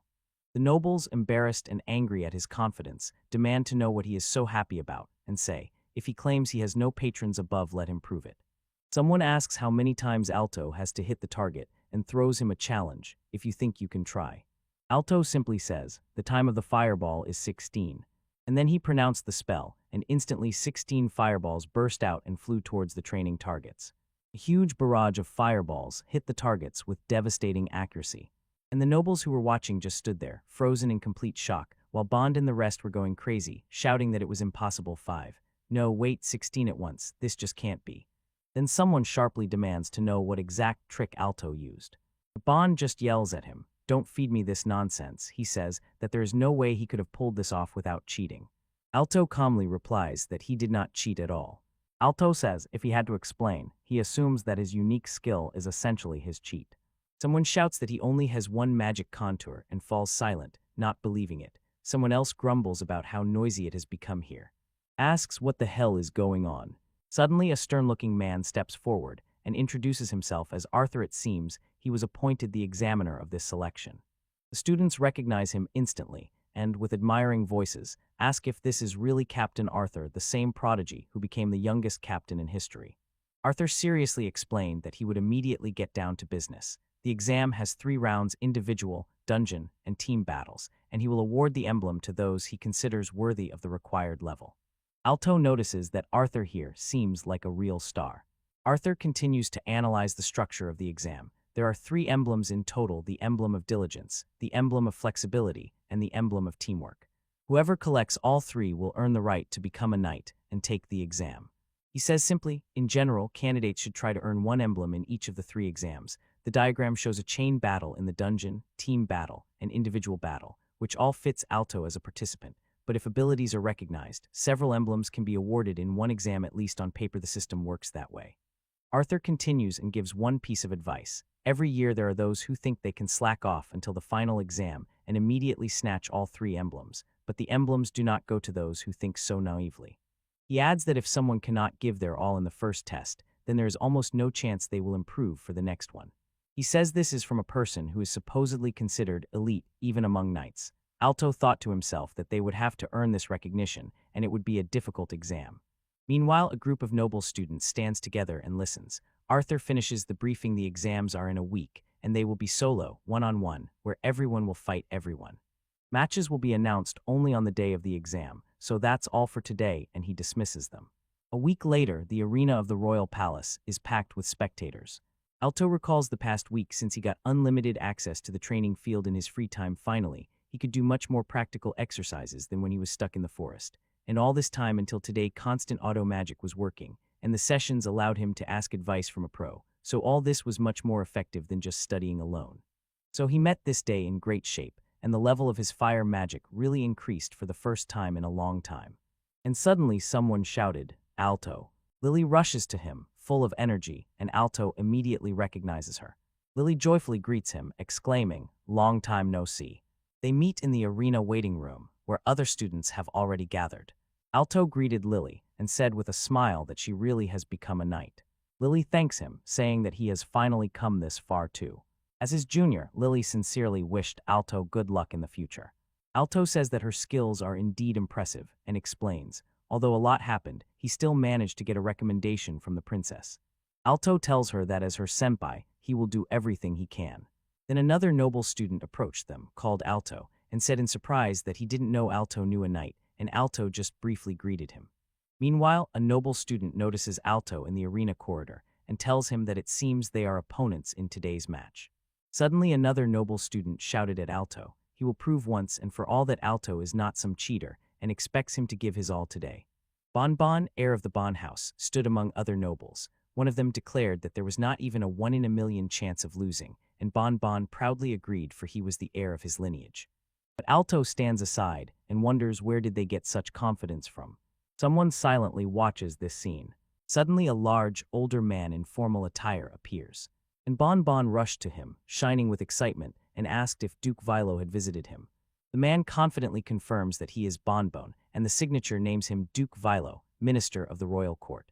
Bonbon sincerely thanks him, but Duke Vilo sternly warns, "Do not let me down." He places great hopes on Bonbon as a son. He adds that Bonbon should not worry after all. This man is his father's superior, and the father himself is truly an exceptional person. Meanwhile, Alto stands aside, watching and slowly digesting the whole scene. Everyone silently watches as Duke Villa walks away down the corridor. Then Bonbon aggressively turns to Alto. Someone demanding asked if he saw how he boasted that his lineage, the House of Bones, has the court's trust. Another student picked up, "Trust is everything for a knight." Suddenly a bald man dramatically bows or kneels in the middle of the arena. Bonbon shouts that he carries the hopes of the dukes. He is much more a knight than Alto will ever be, but then someone asks them to excuse the interruption. A dignified man in luxurious royal robes appeared in the corridor, and the noble students froze in shock. The caption says that this is King Lawrence, father of Queen Charlotte, and the king himself remarked that it seems many are taking the exam again this year.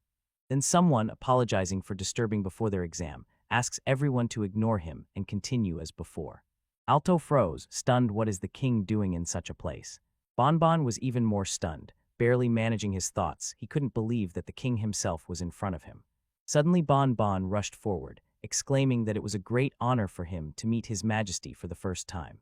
He says that the House of Bone has served the royal family for generations, and the minister even respects his father very much. But the king addressed Alto directly. He says the daughter has told him a lot about him, and he has long been waiting to see him in action. Alto reacts with surprise. A small frame flashed in his memory. Charlotte was standing there, next to the king.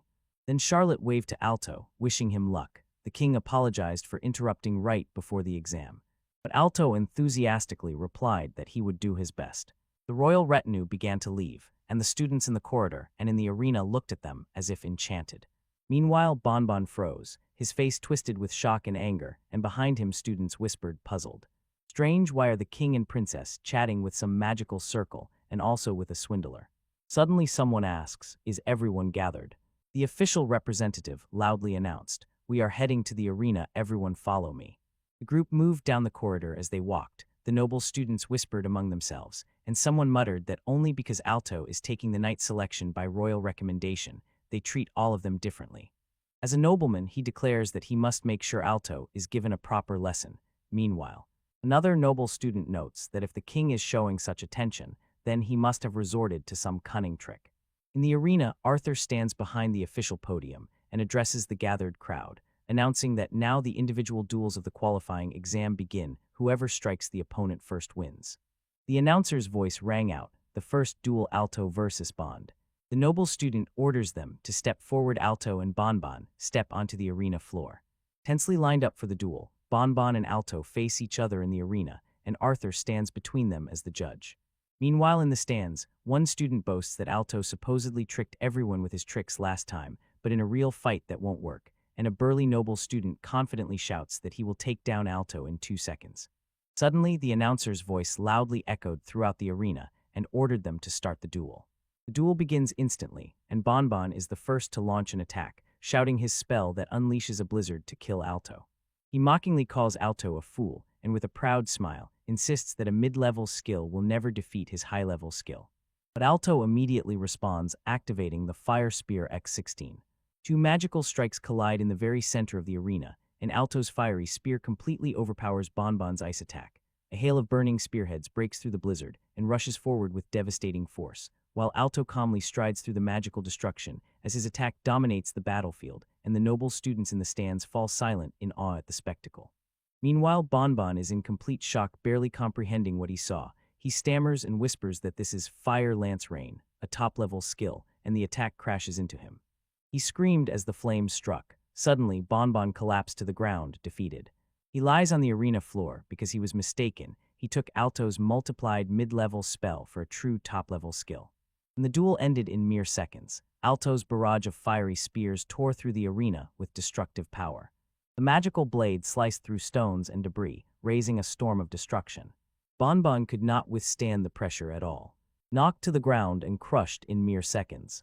Meanwhile, the noble students in the stands are in complete shock. One stammers in disbelief. Lord Bone, one of the best in their class, was instantly defeated, and another nobleman cannot even comprehend what just happened.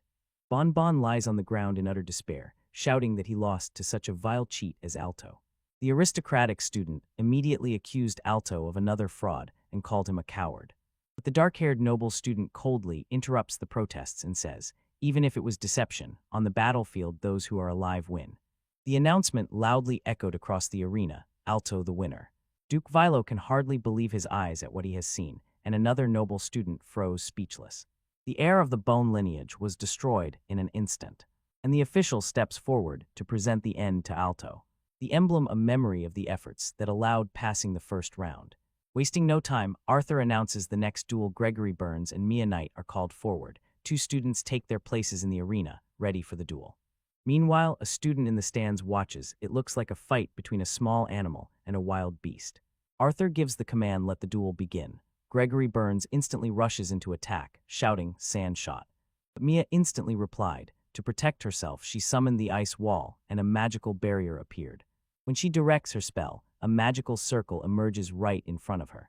Gregory responds with the stone hammer, La, launching a powerful magical attack directly at her. Mia dodges but hits it again. Gregory uses sand shot again, releasing a hail of sand projectiles directly at her, and Mia screams as the attack hits her heart. She fights desperately against Gregory's relentless assault. The announcement suddenly declared, the winner is Gregory Burns. It turned out that the opponent was better both in magic speed and accuracy. Students in the stands whisper that he is a real slowpoke. One nobleman laughs and says he would like to face him himself, and Gregory Burns stands victorious. Meanwhile, Mia remains lying on the ground between him and another student.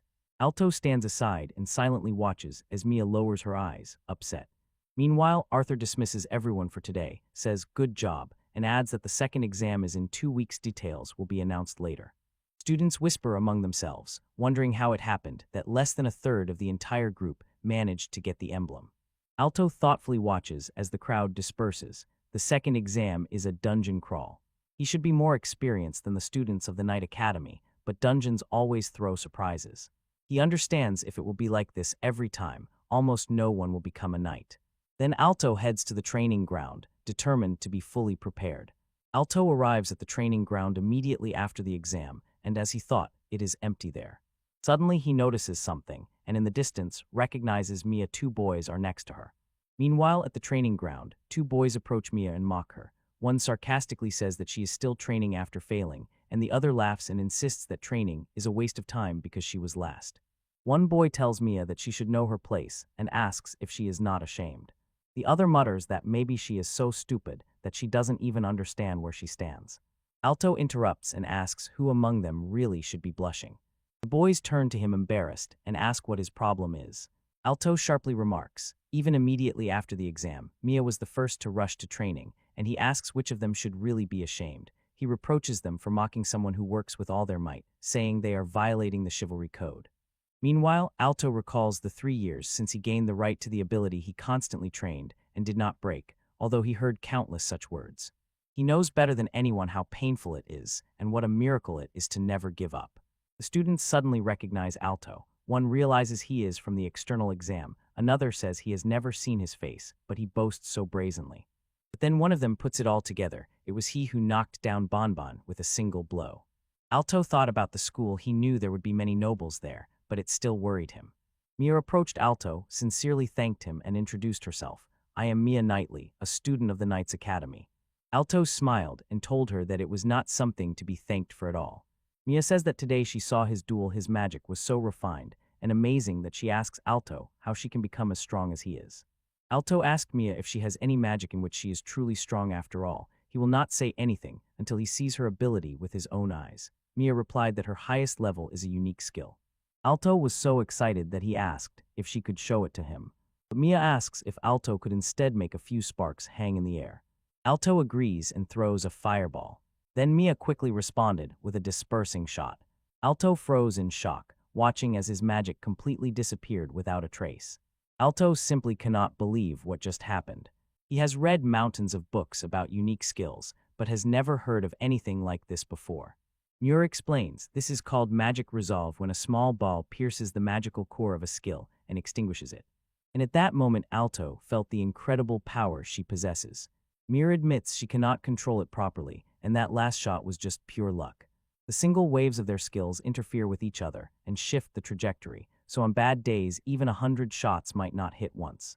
Alto perfectly understands that raising the skill level is one thing, but skillfully using it is a completely different matter. He suggests that Mia practice on him. Mia looks surprised at the offer, but at the same time worries whether she really hit Alto.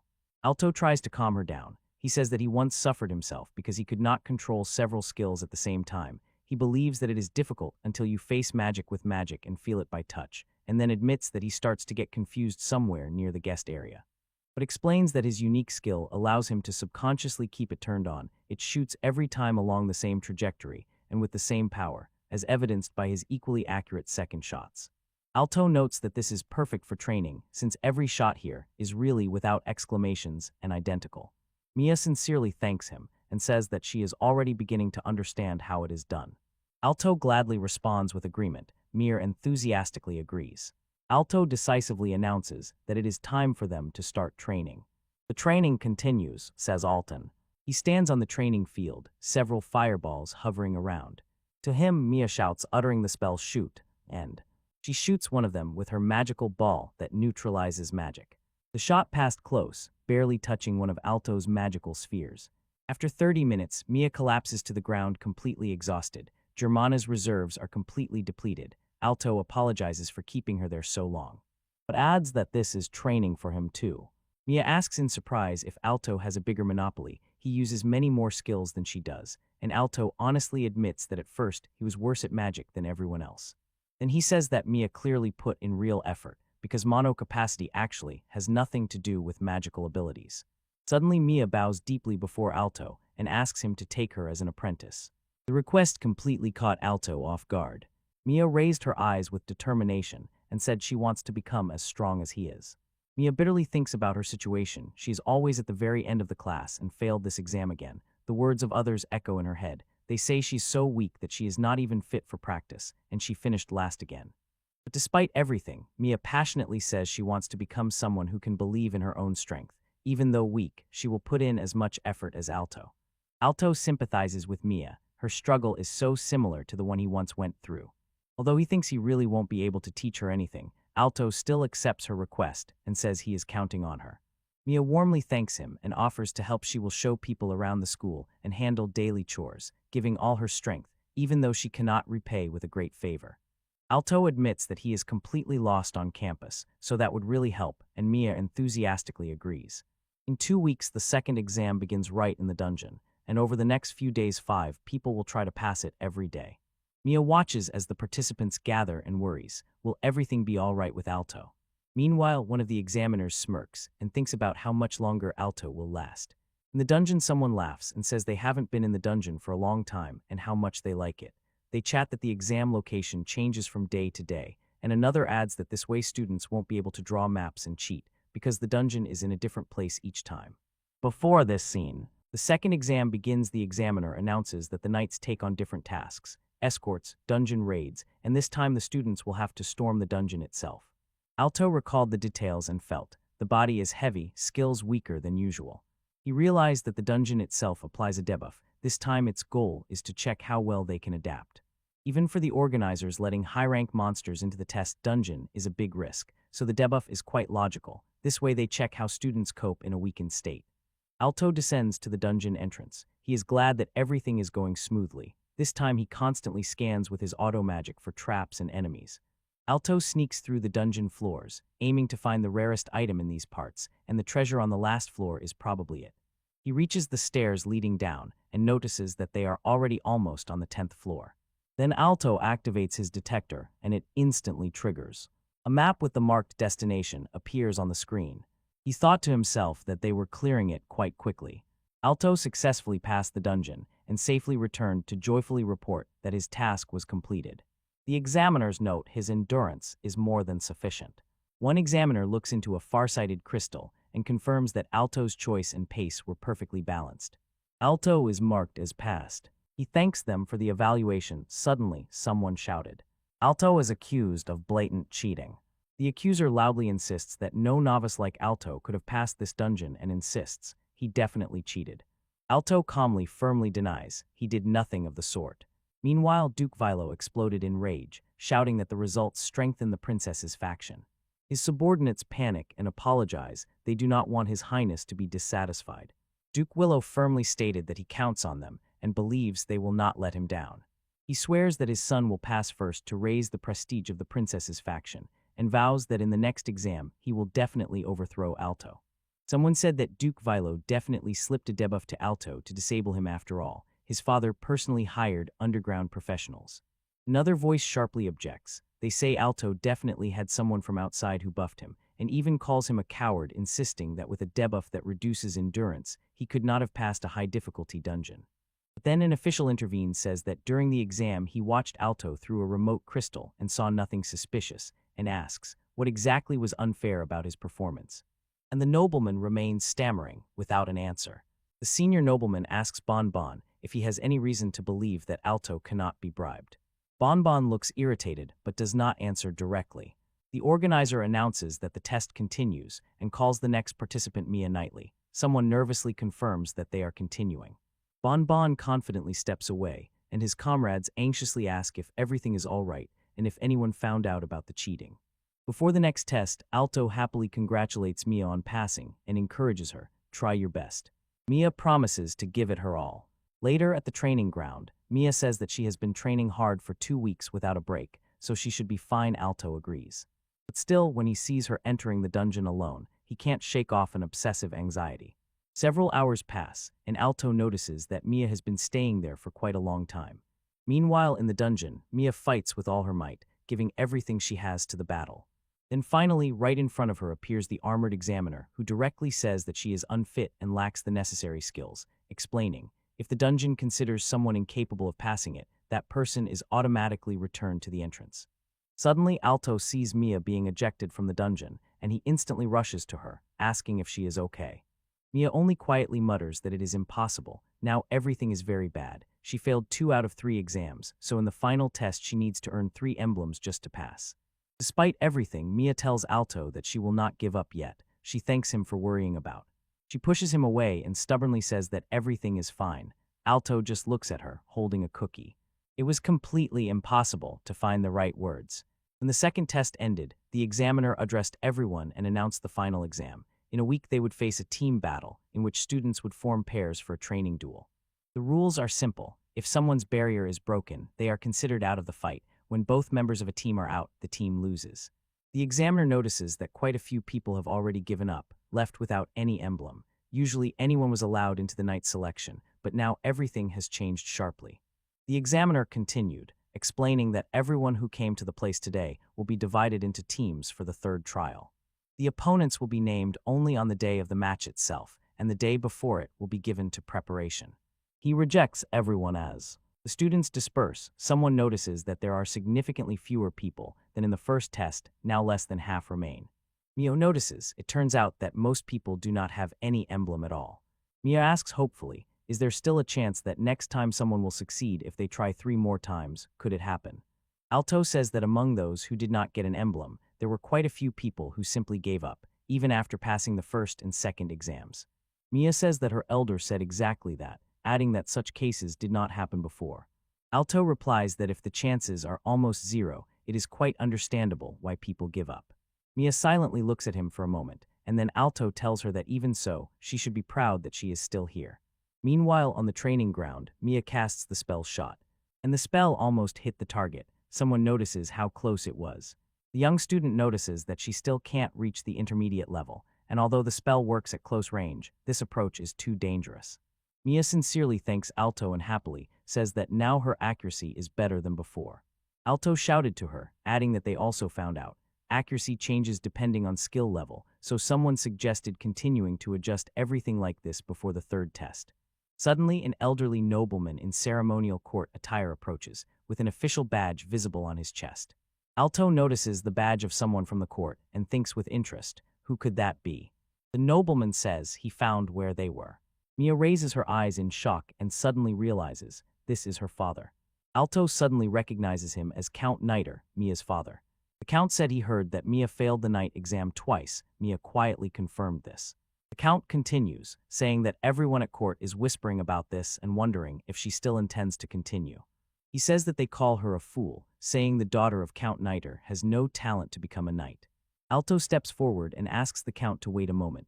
Mia tries to apologize, saying she is trying very hard. But the Count stubbornly asks, who is this Alto? He asks if he really believes that only effort can make someone a knight, and says that no matter how hard a person tries, only results matter, and this disgrace is already beginning to stain the whole family, while Mia looks on anxiously. Alto begins to object, but the Count sharply interrupts him and sternly says, nobles have their own roles and duties. Then he sternly tells them, do not disgrace our family name anymore. Then the Count issued an ultimatum. If Mia fails all the exams, she will be expelled. Mia just stands and looks at him in complete shock. After Count Nitri left, Alto sits on the steps. He recalled how the Count placed his figure and then simply laid it down. Mia sits next to him, completely hopeless, explaining that her father is always like that. She complains that no one expects anything from her because she was unlucky with magical talent. Her father was initially categorically against her joining the Knight Academy. Even after she enrolled, she could not pass the exams, one failure after another. But despite everything, she still wants to keep trying. Mia declares people said she would never become a knight, but she wants to prove that her father was wrong. Alto sincerely shares her determination. Meanwhile, in the royal courtroom, Duke Vilo meets Bonbon with indignation, accusing him of failures, saying he had such hopes for him, but he has already let him down twice. Bonbon sincerely and fervently apologized, repeating that he is truly sorry.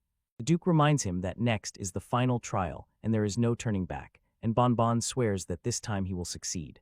Meanwhile, the Duke grumbled inwardly, what a stubborn scoundrel Alto is. The Duke asks what the specific plan is, coldly remarking that talking is easy, action is needed. Someone says that the final exam is a team battle, and at first Alto will be paired with the weakest student. First, they mention that hopeless girl everyone talks about. Then, as expected, they add even more poison and have prepared something special that only an antidote can cure. The Duke says with a cold smile that the poison is rare and carefully prepared. It emphasizes the thoughtfulness of the plan.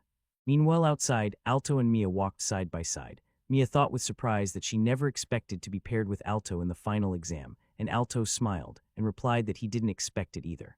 He says that the opponents will be announced tomorrow, so there is no point in worrying now. Alto says to Mia with a smile that he is very glad to be her partner, and that, since they both know each other's fighting styles, it will be easy for them to act in unison.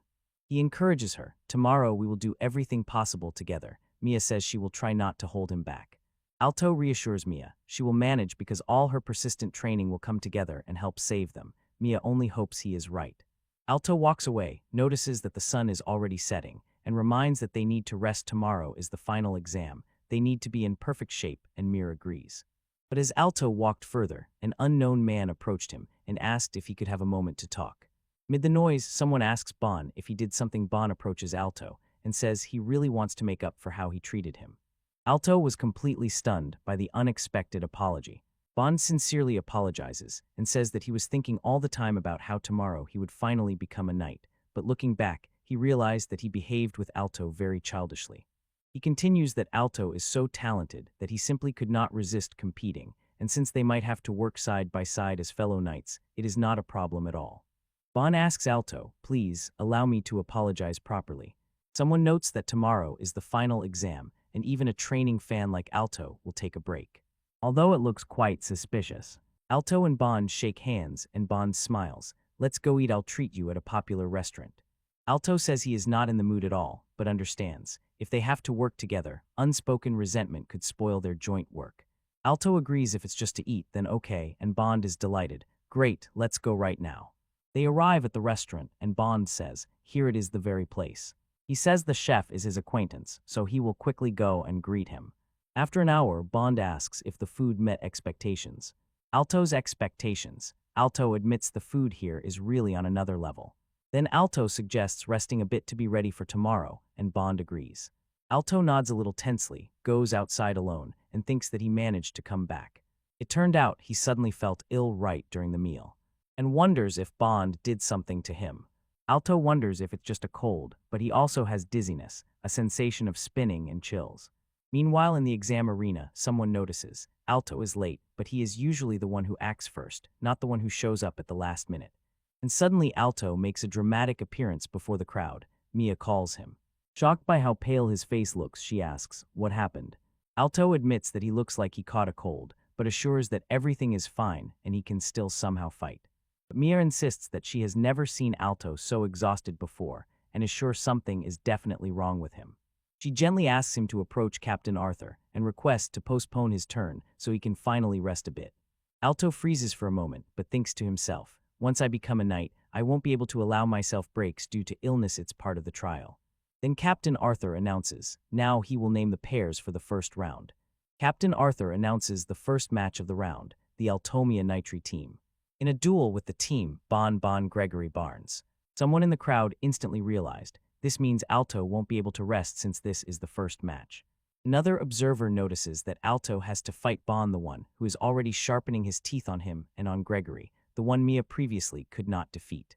Mia froze in complete shock at the announcement. Alto tells Mia that despite his condition, everything will be fine with them. And Mia reminds him, "You will prove that father is wrong." She confirms this with admiration.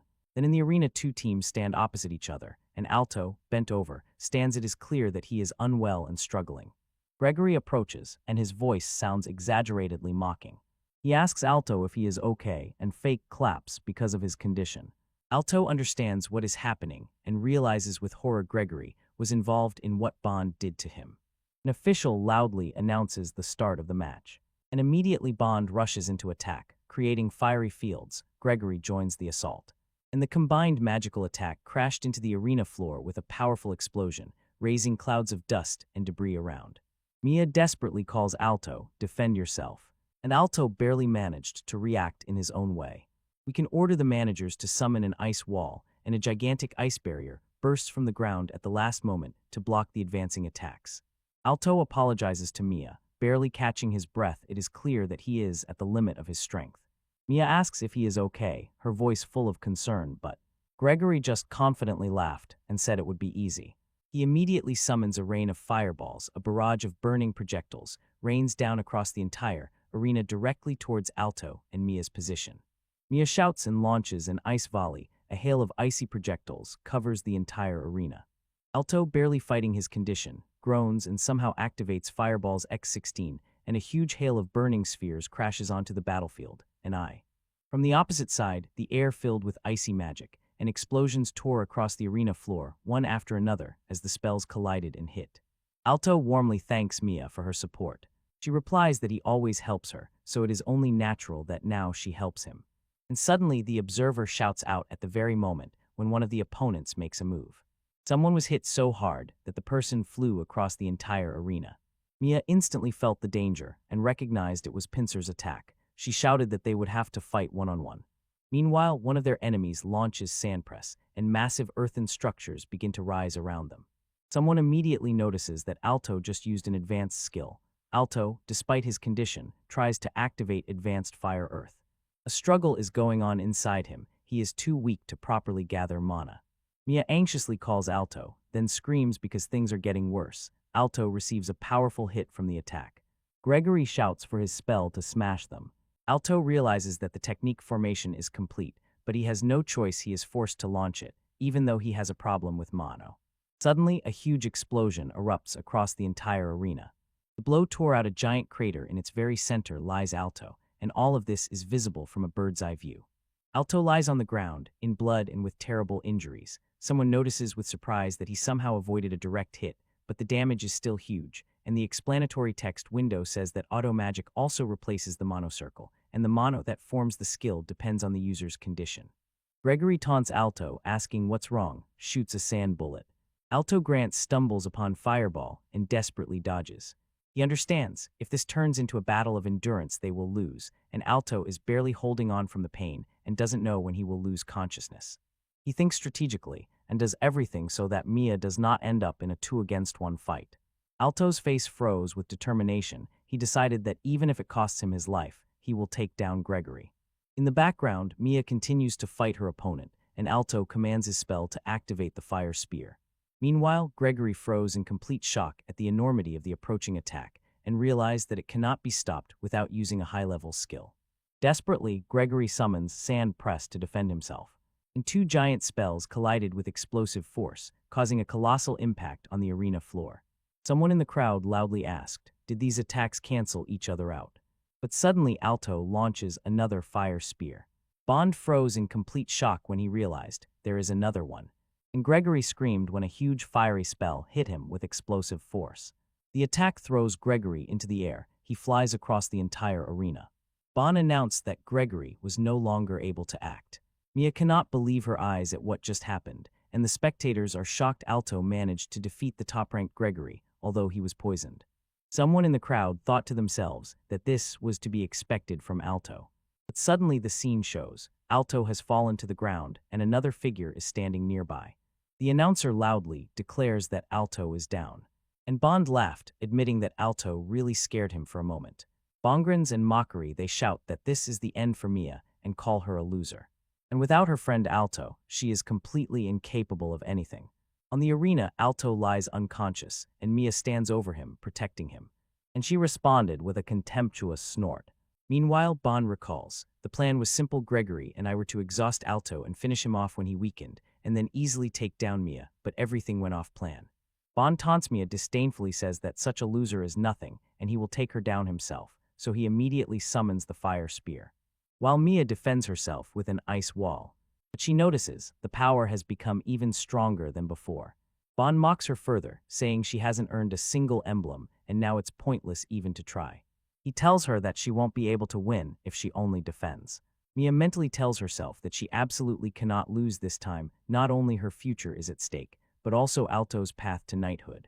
Then Bond launches an attack. He was tormented that Mia's magic, mana, and skills were too weak, and he declared that it was time to show her the difference in class. And his barrage of fiery spears shattered Mia's ice defenses with incredible force. Suddenly someone realizes that Bond just used 5 intermediate skills at once. Mia stands in shock, and the crowd's reactions in the background merge into one blurred hum. She clenches her fists and they tremble. With her current skill level, she simply has no chance to win, and her dream is about to shatter right here. Bond shouts, "See you, loser," and another huge attack rushes straight at me. But she notices something strange. Only one of the projectiles is flying directly at her. The attack hit someone, was knocked back, and slid across the arena floor. The warning comes too late. If someone masters an intermediate skill without a barrier, at best they get seriously injured, at worst. But the explosive strike throws me backward, and someone loudly shouts Alto's name. The frame pulls back and reveals the huge arena hall, where this entire battle is unfolding. Meanwhile, Mia's thoughts return again to memory. She had accidentally been at the ability ceremony, where Alto was declared talentless. He looked hopeless, weak, and shaky. She suddenly called out to him, but he didn't notice and just walked away. Both were born nobles, but their magical aptitude was low. And 6 months later, that same boy was kicked out of his home. She saw him training alone deep in the forest. Maybe she felt a little kinship with him, because both were considered burdens or nuisances. But despite the fact that her magical talent was weaker, and the conditions were harsher than hers, the light in Alto's eyes had not yet faded. Mia was the one who was constantly pitied, and who worried too much about the people around her. She was deeply moved by how he relentlessly moved forward without hesitation, and she did not even notice how she began to admire him. Even for a meager wage, he worked hard and rejected teammates who insulted him. Although his endurance should have long been exhausted, he still continued to train alone. Mia's thoughts did not subside. She could not allow herself to relax, living in better conditions than Alto. Encouraged by him, she took up training and worked desperately to catch up. Working alone and sparing no effort, she earned her ticket to the Royal Academy of Knights. Almost 3 years after enrollment, she forced herself to move forward despite the ridicule of those around her. That was exactly why she had no time to rest. When she noticed him at the briefing before the night qualifying exams, her heart jumped in her chest. When he showed his stunning skill, she felt he was from a completely different world and far surpassed her. When she saw how everyone recognized him, she was overwhelmed by a strange combination of joy and loneliness. She gathered courage for a lifetime to speak to him. Now he is her classmate, even when she shamelessly asked him questions. He was kind, and even with an anxious expression on his face, he thought seriously. His presence was the center of her heart, so she never broke. No matter what happened, she could move forward. And no matter what happened, she got up again. That is why this time they returned him to save him himself. Mia rushed forward down the icy slide, determination blazing in her eyes. She would catch up to him. Then Mia's ice magic crashes with a roar into the binding attack, creating a huge explosion of magical energy. Bon yells at her to mind her own business, calls Alto a half-dead freak, and shots thunder from the collision. Two forces clash fiercely across the arena. Alto realizes he can hit at close range, but it is dangerous. Mia is convinced, this time it must end. At least she must protect Alto. She casts the spell's spell shot, and the magical projectile rushes straight toward Bon's dark energy sphere. The magical clash ignites when Mia's shot, dispelling the spell, collides with Bon's dark energy sphere. Bond reacts instantly, stunned by what just happened. Observers hold their breath, noticing how the technique completely disappears. Bond was confident that victory was guaranteed. He thought his magic was stronger, but now he cannot believe what is happening. Bond feels that something has changed. It is somehow easier for him to control magic, and the power within him grows. Rage engulfs him, and he shouts at Mia that she should know her place and should already be dead. They attack again, 2/5. Magical projectiles fly across the arena. The fighters fiercely exchange them. Several glowing magical spheres raced through the air between them as the fight intensified. Then they approach to engage in close combat.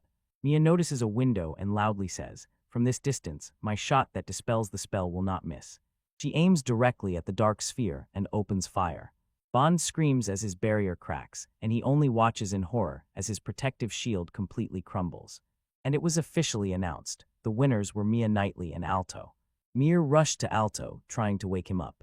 When someone explains that the antidote will deal with the poison that poisoned Alto and offers it, he will immediately feel better. Alto sincerely thanks everyone for their help, and learning about the poison, apologizes sadly.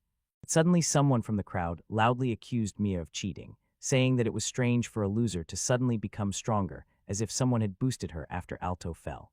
Meanwhile, observers noticed that Mia definitely had a buff that enhanced her control over magic, but this buff was activated even before Alto became powerless. Alto himself felt that something was wrong. Look at our notes, everything is within the rules, and there is no trace that Alto later activated any skill. Meanwhile, Bonner confusedly rubs his head and stubbornly insists that Alto never used a buff skill in the fight against them. Then from the stands came the booming voice of Duke Vilo. It is impossible for such a thing to happen in an instant. Someone explains that even if Alto applied a buff, Mia defeated Bon thanks to the pure strength she fought for with hard work, and adds that neither Bon nor his team could match Alto or Mia. But suddenly, the accusation turns against the accuser himself when. And here someone says, in fact, it was Bon who cheated. Bond stammers and decisively rejects the accusations, insists that he has no idea what they are talking about, and calls the fraud charges impossible.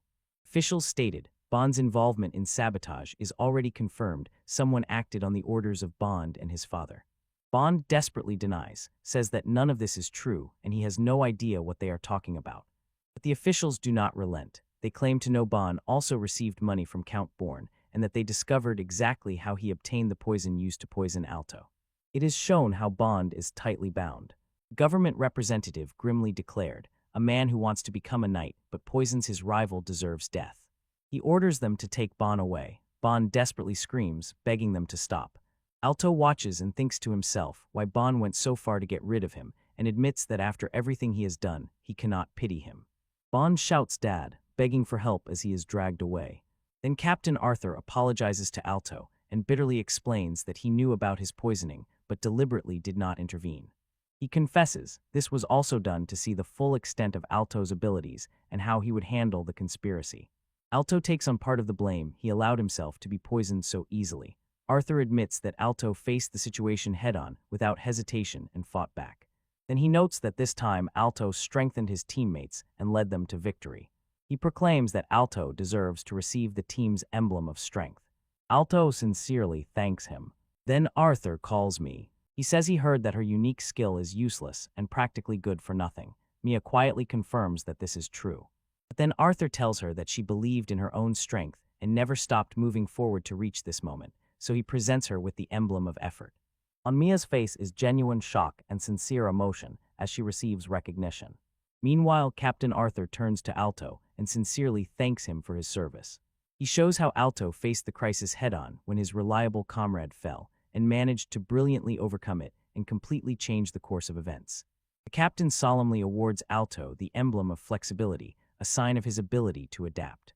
The narrative shows how Alto, though born into nobility, never looked down on ordinary allies and cared for his comrades until the very end. Drawing strength from his brothers-in-arms, he demonstrated power far beyond his own limits. The leader tells someone that there is still room to grow, but places great hopes on this person. Mia raises her emblem, deeply moved having received the symbol of team spirit. She thanks them again and again. The observer smiled and greeted Mia. This is the result of all your hard work. Mia turns to Alto and insists that all of this is thanks to him. Suddenly Alto called out to Mia and pointed to someone in the crowd. Mia notices her father standing there and quietly addresses him. She loudly announces that she has become a knight. Count Nitri coldly replied, "So what?" stating that this has nothing to do with the Nitri family and waved it off. Do whatever you want. Alto tries to comfort Mia, explaining that her father simply cannot honestly say that he counts on her. Someone nearby reluctantly agrees. Alto continues, saying that he understands his own father was not like that either, and the memory of his father's eyes appears at the moment he left him. Mia pauses for a moment, thinking that it would be nice. With renewed determination, she says that she will work hard so that one day her father will truly acknowledge her. A month has passed since the night qualifying exam. Alto and Mia walk side by side in their new night uniforms. Mia smiles and says she never thought she would end up on the same team as Alto, and Alto nods in agreement. He says he was truly stunned when he heard the news. Usually new knights are assigned one per unit. Someone explains that this case is actually special. They say this is a new unit under the direct command of the princess, the 7th Royal Squad. And the captain is Captain Arthur. The voice continues. Arthur is a genius. He was appointed captain at the youngest age in history, so there must be some special reason for creating this squad. Alto is still processing this information when suddenly Lily appears and calls out his name. Alto immediately recognizes her and turns sharply. Lily was assigned to the 7th Royal Guard too. Lily, beaming with joy, exclaims to Alto, "I am so happy that we are on the same team." And Alto replies that he is happy too. Then Alto introduces me to two girls and says, "Here is my childhood friend Lily." Lily politely bows and introduces herself, and Alto adds, "It turned out that Mia is younger than Lily at the academy." Mia replied somewhat tensely, "Nice to meet you," and said that she already knows about Lily. But Lily adds with a piercing look that she actually knew about Mia since the ability ceremony. Alto explains that Mia is his companion who took the exam with him and passed.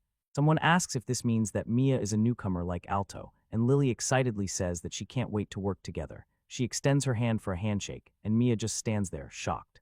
She couldn't believe it. Alto had a childhood friend, and no one told her about it. Meanwhile, while they were talking outside, a new voice came from somewhere. Are you the new recruits? An older man with blonde, wavy hair and a mustache approaches in a formal night uniform. Alto mentally assessed him. The man was probably about 35, and he was definitely older than Lily. Alto introduced himself Alto and said that from today he was assigned to the 7th Guard. Mia simply introduces herself, Mia, and Lily also says her name. Then the older man introduces himself, Count Frankie Guilford, head of the Count's house and member of the 7th Guard. Someone notes that it is quite rare for a knight from the Count's house to serve directly. Meanwhile, Lily asks about the uniform, wondering if he is this year's best recruit. Alto thought to himself that recruits, it turns out, also receive knight uniforms.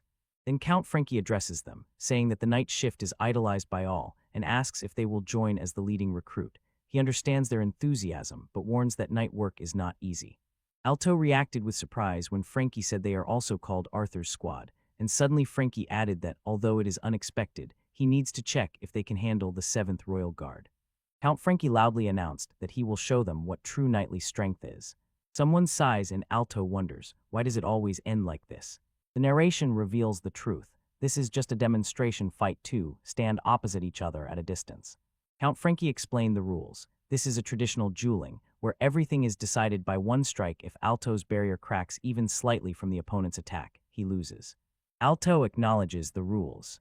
Then Count Frankie announced that he would strike first and rushed into attack. Dragon's Breath, a huge attack, covers everything around, and Alto absorbs it. And the shock that Frankie instantly applied with his advanced skill.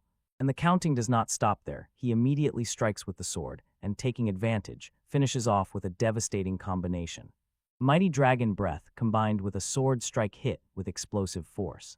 Count Frankie stares, is stunned. His attack was somehow blocked. He is sure he would have been faster than Alto reacted, and cannot understand how it was stopped. Count Frankie realized, if it were a mid-level skill like Hail Shot, his fiery spear would have easily pierced it. Meanwhile, Alto lies wounded on the ground and sees. They pierced his barrier and even his fiery spear. The Count could not believe his own eyes, even with blurred vision. Alto counterattacked flawlessly, using power at the level of advanced admin is 1 or higher. Alto scans his auto-defense, which he set up after the lesson from the last fight. The code shows that if fire or water magic approaches within a certain distance, the system itself activates a counterspell to repel the attack, and when the auto-defense triggers, the Hail Shot spell immediately launches. Count Frankie approaches and asks, what is Alto doing? And Alto, stammering, whispered that he was just. When someone else comments, asking if Frankie tried to give the newbie a baptism, then waved it off and said, let it be. Then Captain Arthur introduced himself and announced that from today he is the captain of the 7th Royal Guard and their commander. Count Frankie notices the introductions are already behind, but Arthur decisively says that they are setting off to work right now. First, they will go to meet their boss, and he calls everyone to follow him. The group walks inside the royal palace. Alto recognizes this path, a strange feeling, as if he has been here before. They approach these luxuriously decorated doors, where 2 guards stand watch. And as soon as the doors open, someone in white appears just at the moment the group enters. Suddenly, Princess Charlotte cheerfully calls Alto, and he awkwardly replies, long time no see. And the princess enthusiastically greets him, exclaiming, from today you are a knight, and extends her hand to him. Meanwhile, in the background, Lily and Mia look stunned at this familiar exchange between Alto and the princess. Alto awkwardly thanks the princess, but Princess Charlotte insists that it was a dream that would never have come true without her recommendation. She firmly asserts that it would be simply unacceptable if such a talented person as Alto could not become a knight. In the background, Lily calls Alto, don't be rude to the princess. Mia nervously agrees. And someone once again confirms, Alto really has reasons to be grateful. Count Frankie politely interrupts and suggests, moving to the point, the princess is busy after all. Someone agreed, it's time to move to the main topic. Then Princess Charlotte begins to tell how the 7th Royal Squad was founded. She says that the squad was just created and that it is directly under her command since she is a princess. Mia agrees and says she is sure. Now everyone has learned about it. The princess continues, and there is anxiety in her words. A conflict is brewing at court, or rather it is already smoldering beneath the surface. Princess Charlotte frankly says, this is a battle for the throne. She explains that the heir to the throne, the one who will get the throne, has not yet been chosen. The contenders are herself and Charlotte, the king's first child.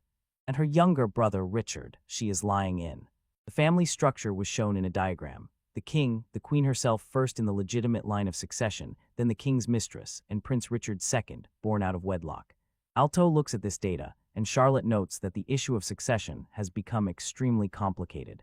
Princess Charlotte reveals the king intends to make her the crown prince. But Minister Valo, who holds the greatest power at court, supports her younger brother Richard, and because of this she becomes the political rival of the minister. Alto suddenly realizes that this is the same Minister Valo who previously spoke with Bon. Charlotte explains, Minister Valo is a person who will stop at nothing and resort to any means to achieve his goals. Sometimes her life is under threat, that is why she created this unit, to ask for protection in such moments. Princess Charlotte announced that from now on she will act more decisively to gain the throne and does not intend to stand idly by and watch someone like Minister Valo capture the heart of the nation. Count Frankie cannot help but notice. Everyone except the newcomers already knows the Third Royal Guard was appointed to accompany Her Majesty. However, it was decided that this was not enough. A much more flexible unit was needed than ever before, and thus this direct command force appeared. In other words, from now on, they will participate in critical operations. Count Frankie announced an important mission on which the future course of the country will depend, and this is exactly what they will be doing. He said that he personally selected each of them and will take responsibility for everything they do. Lily feels awkward under this weight. He explains the criteria he used. Lily earned trust through her skills, not political connections. Alto was once a nobleman but is now a commoner, and Mia is almost not connected to nobility. Skills are needed, of course, but the most important thing is that Minister Walo does not influence them. Mia says that as the elected head of Count's family, she is involved in this matter, and Count Frankie clarifies that everything is decided solely based on abilities. But then he adds that in reality Miro simply hates her. Someone reacts to this harsh, straightforward statement. Count Frankie does not calm down, noting that her arrogance and rude tone earned her the minister's displeasure. Someone mutters that he really does not need such an explanation of the reason, while Mia looks completely subdued by this harsh assessment. Count Frankie announced that without any delay, their watch would begin tomorrow. Princess Charlotte explains her plan with a passionate voice. She is leaving tomorrow from the royal palace to visit the eastern city of Minton. On the map, the route stretching from the royal palace all the way to Minton is visible. She adds that they will be accompanied by the 7th Royal Guardsman. Alto recalled that Minton is a large city where Lily used to go shopping before entering the Night Academy. He remembered how once he was a porter there and how the city was thriving then. Princess Charlotte explains that the true goal of their journey is to secure the support of the Duke of Minton, one of the most influential nobles in the entire country. She says that if things continue like this, she will have no allies left at all.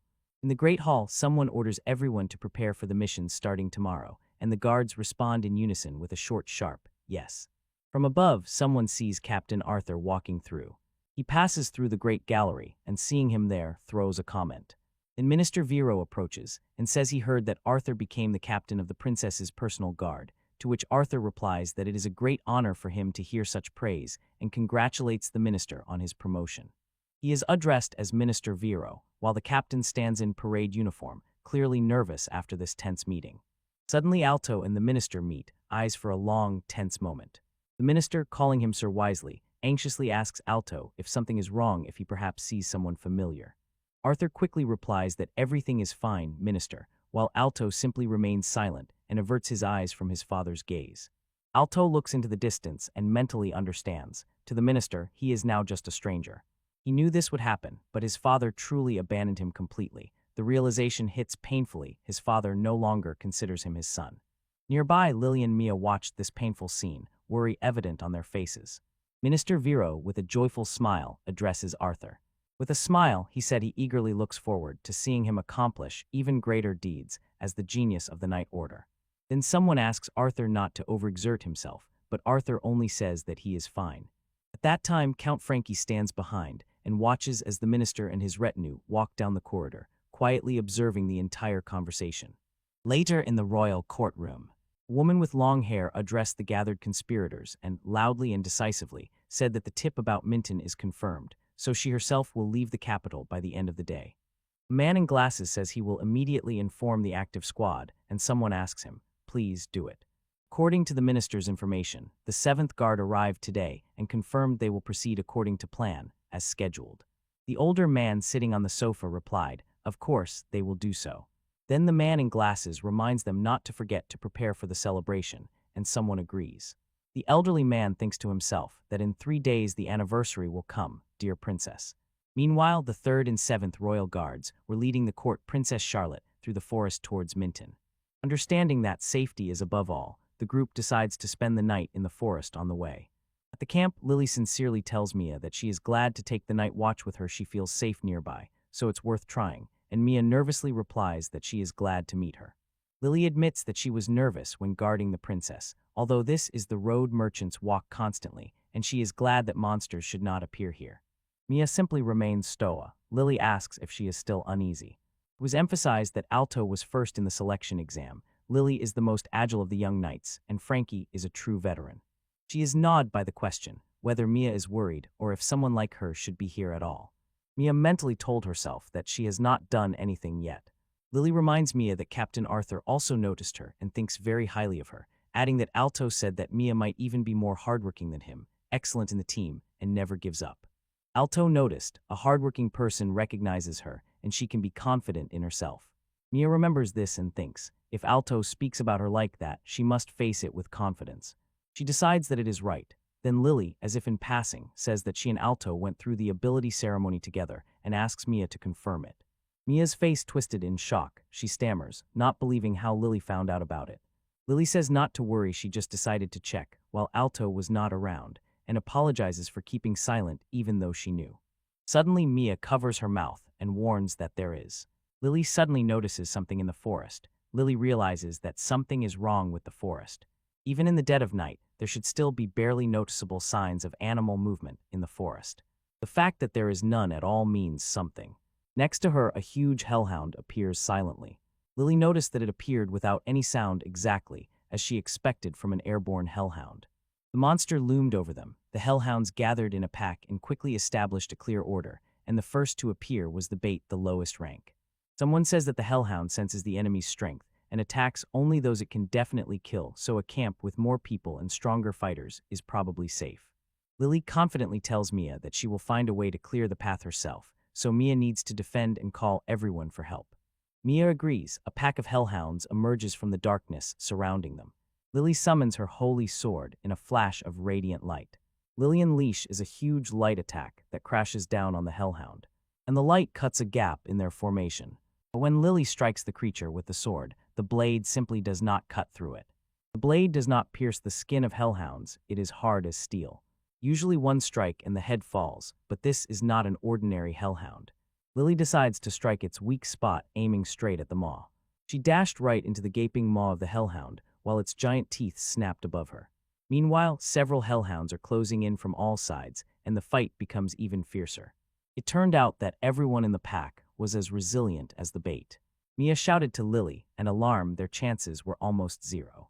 Lily cast the spell Holy Barrier. A protective shield of light grew around her while the hellhounds attacked. While the battle raged in the forest clearing, someone shouted to Mia that she still couldn't spread the ice in all directions. Maya cast an ice wall to protect yourself. But Lily's holy barrier protected only her. Mia was left completely unprotected. The hellhounds did not stop attacking.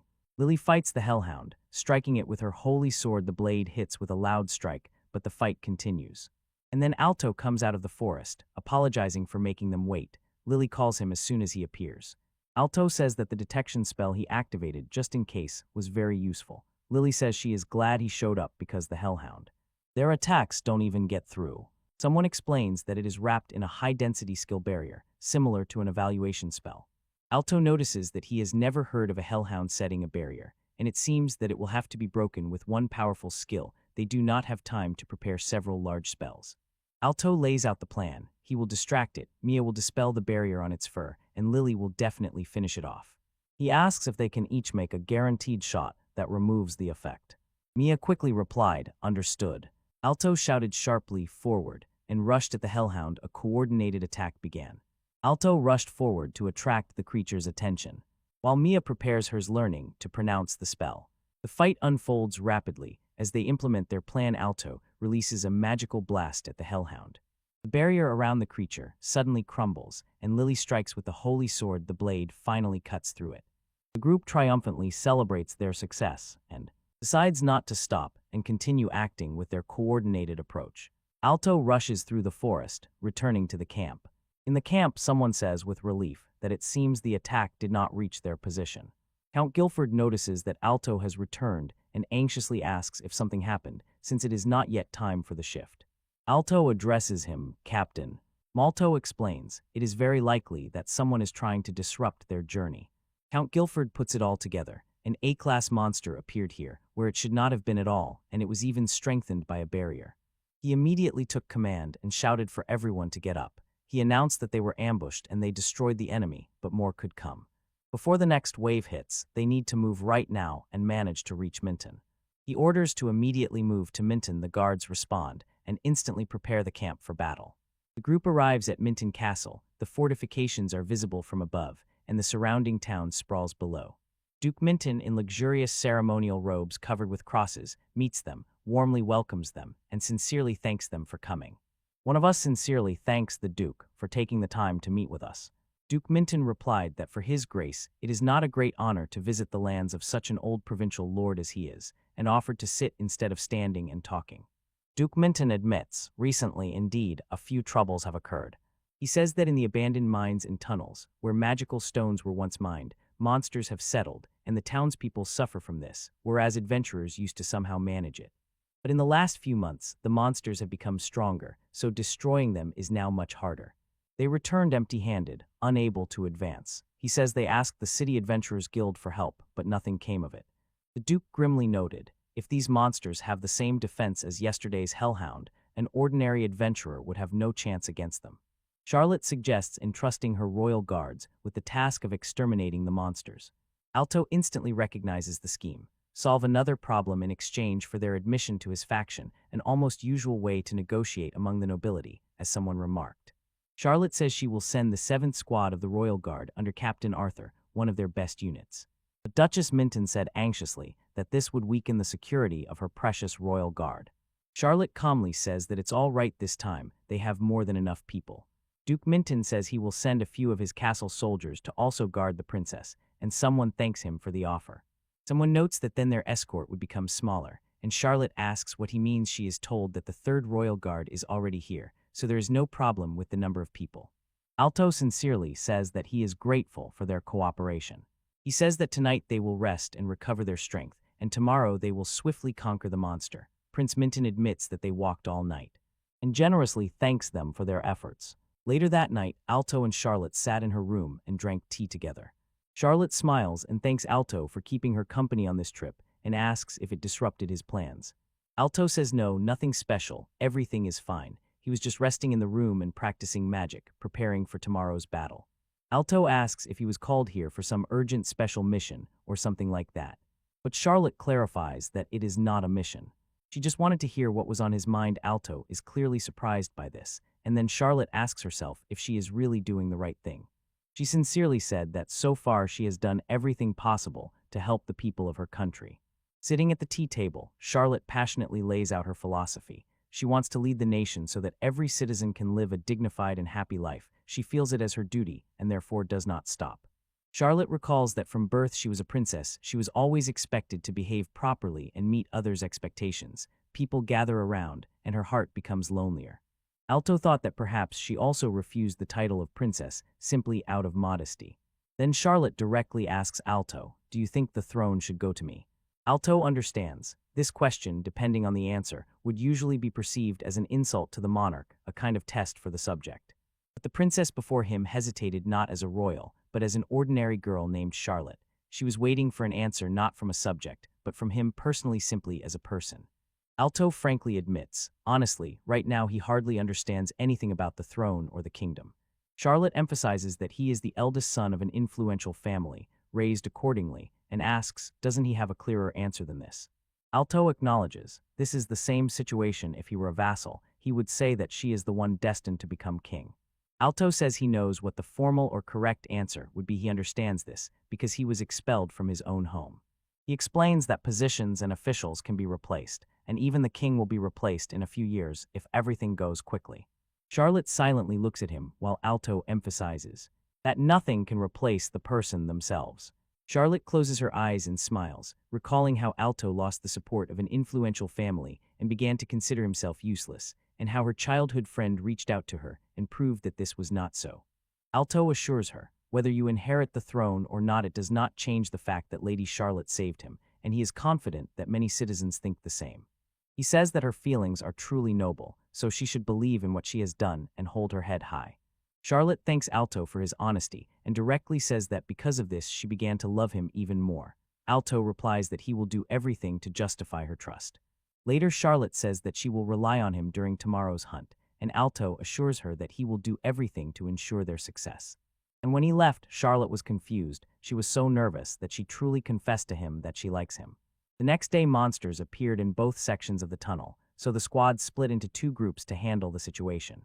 Frankie and Alto take control of the southern tunnel, while Charlotte, Mia, and Lily take care of the eastern tunnel. The operation starts with the order, act swiftly but accurately.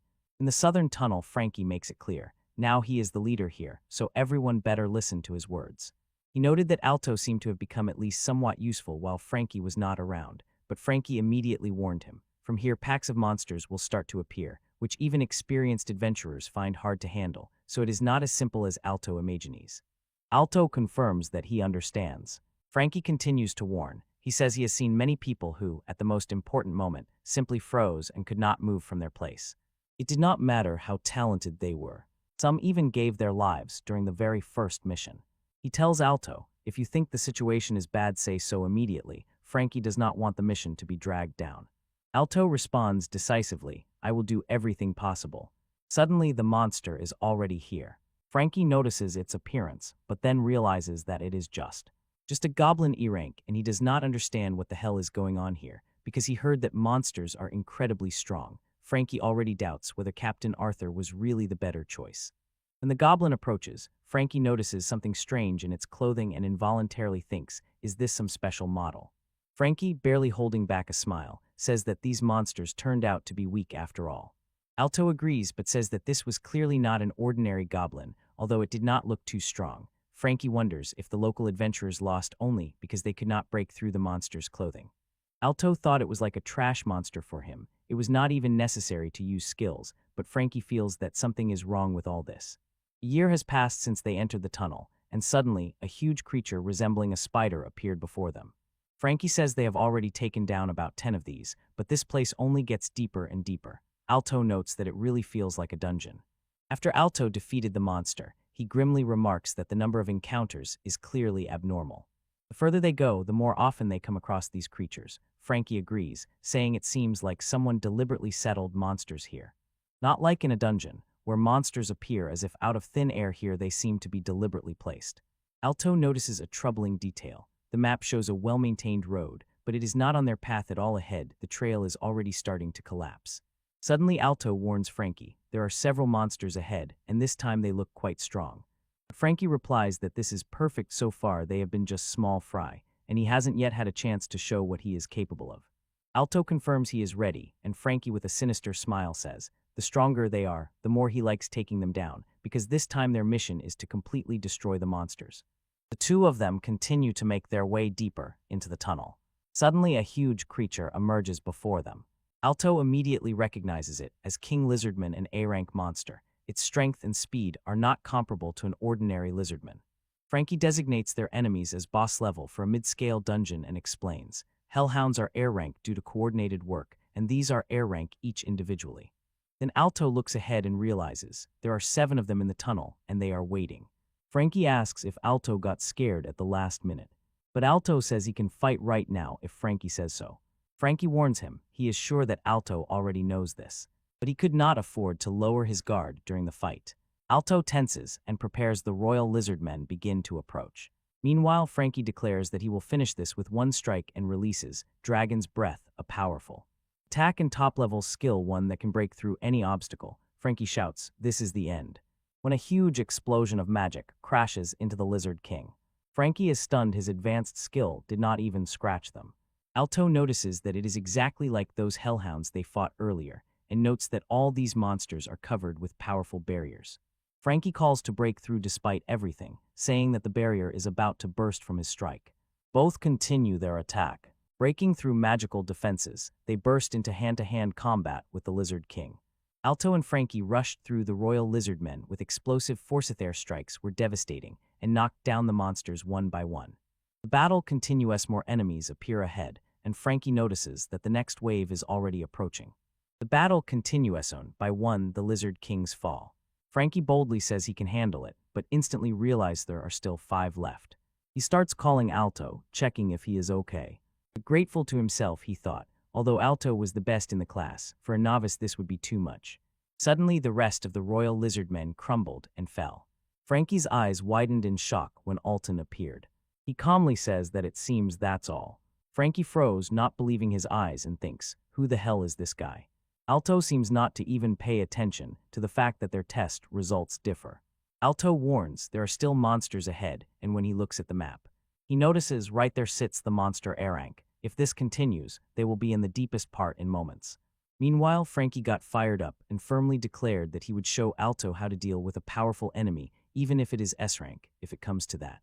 The two of them make their way deeper into the tunnel network. Finally, they come out into a huge open chamber, where high above, a round opening generously lets in light from outside. On the ground lies the fallen corpse of a huge monster. Frankie notices they have come out into a fairly spacious place. But then Alto froze, staring ahead in complete shock. Deep in the tunnel hides a huge dragon, and this beast is twice as big as any dragon he has ever seen. Frankie assumes that usually someone would think it constantly absorbed mono from the magical stones left in the head, and this is probably what is happening here. But most likely someone artificially increased it. Suddenly a huge armored dragon notices them and roars, demanding, "Who the hell are you?"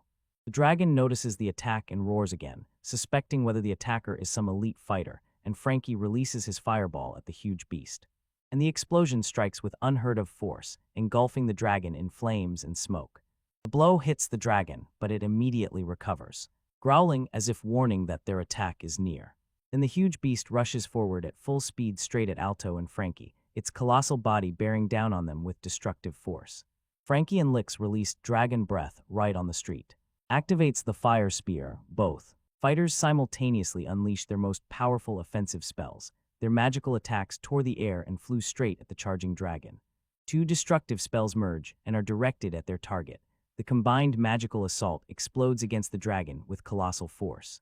But when the smoke cleared, Alto saw exactly what he expected. The creature didn't have a scratch, and he observed the dragon's incredible defense. Meanwhile, the dragon mocks them, saying that fools like them won't hurt him with such attacks. Alto instantly comes up with a new plan and orders Frankie, shoot at one point, aim at the base of the dragon's right leg.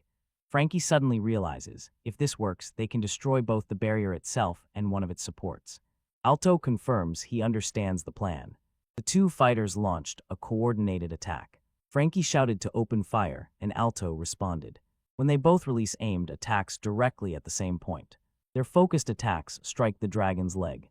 But Frankie exclaims with frustration that it's too strong. Alto curses, saying that despite their focused attack, they couldn't even break the barrier. Suddenly Frankie sees the dragon preparing a counterattack, and shouts for Alto to unleash protective magic with all his might.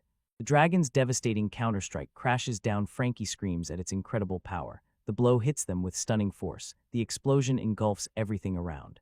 The hexagonal barrier grid shattered into pieces under a powerful blow. A strong explosion threw Alto backward, and Frankie shouted, asking if the rookie was okay. Alto regains consciousness after the blow, and his gaze becomes tense and focused. He realizes that the force he is dealing with is on a completely different level, and he must defeat it before the barrier falls. Alto prepares a counterattack. Dark energy thickens around him, and he releases a colossal strike toward the dragon.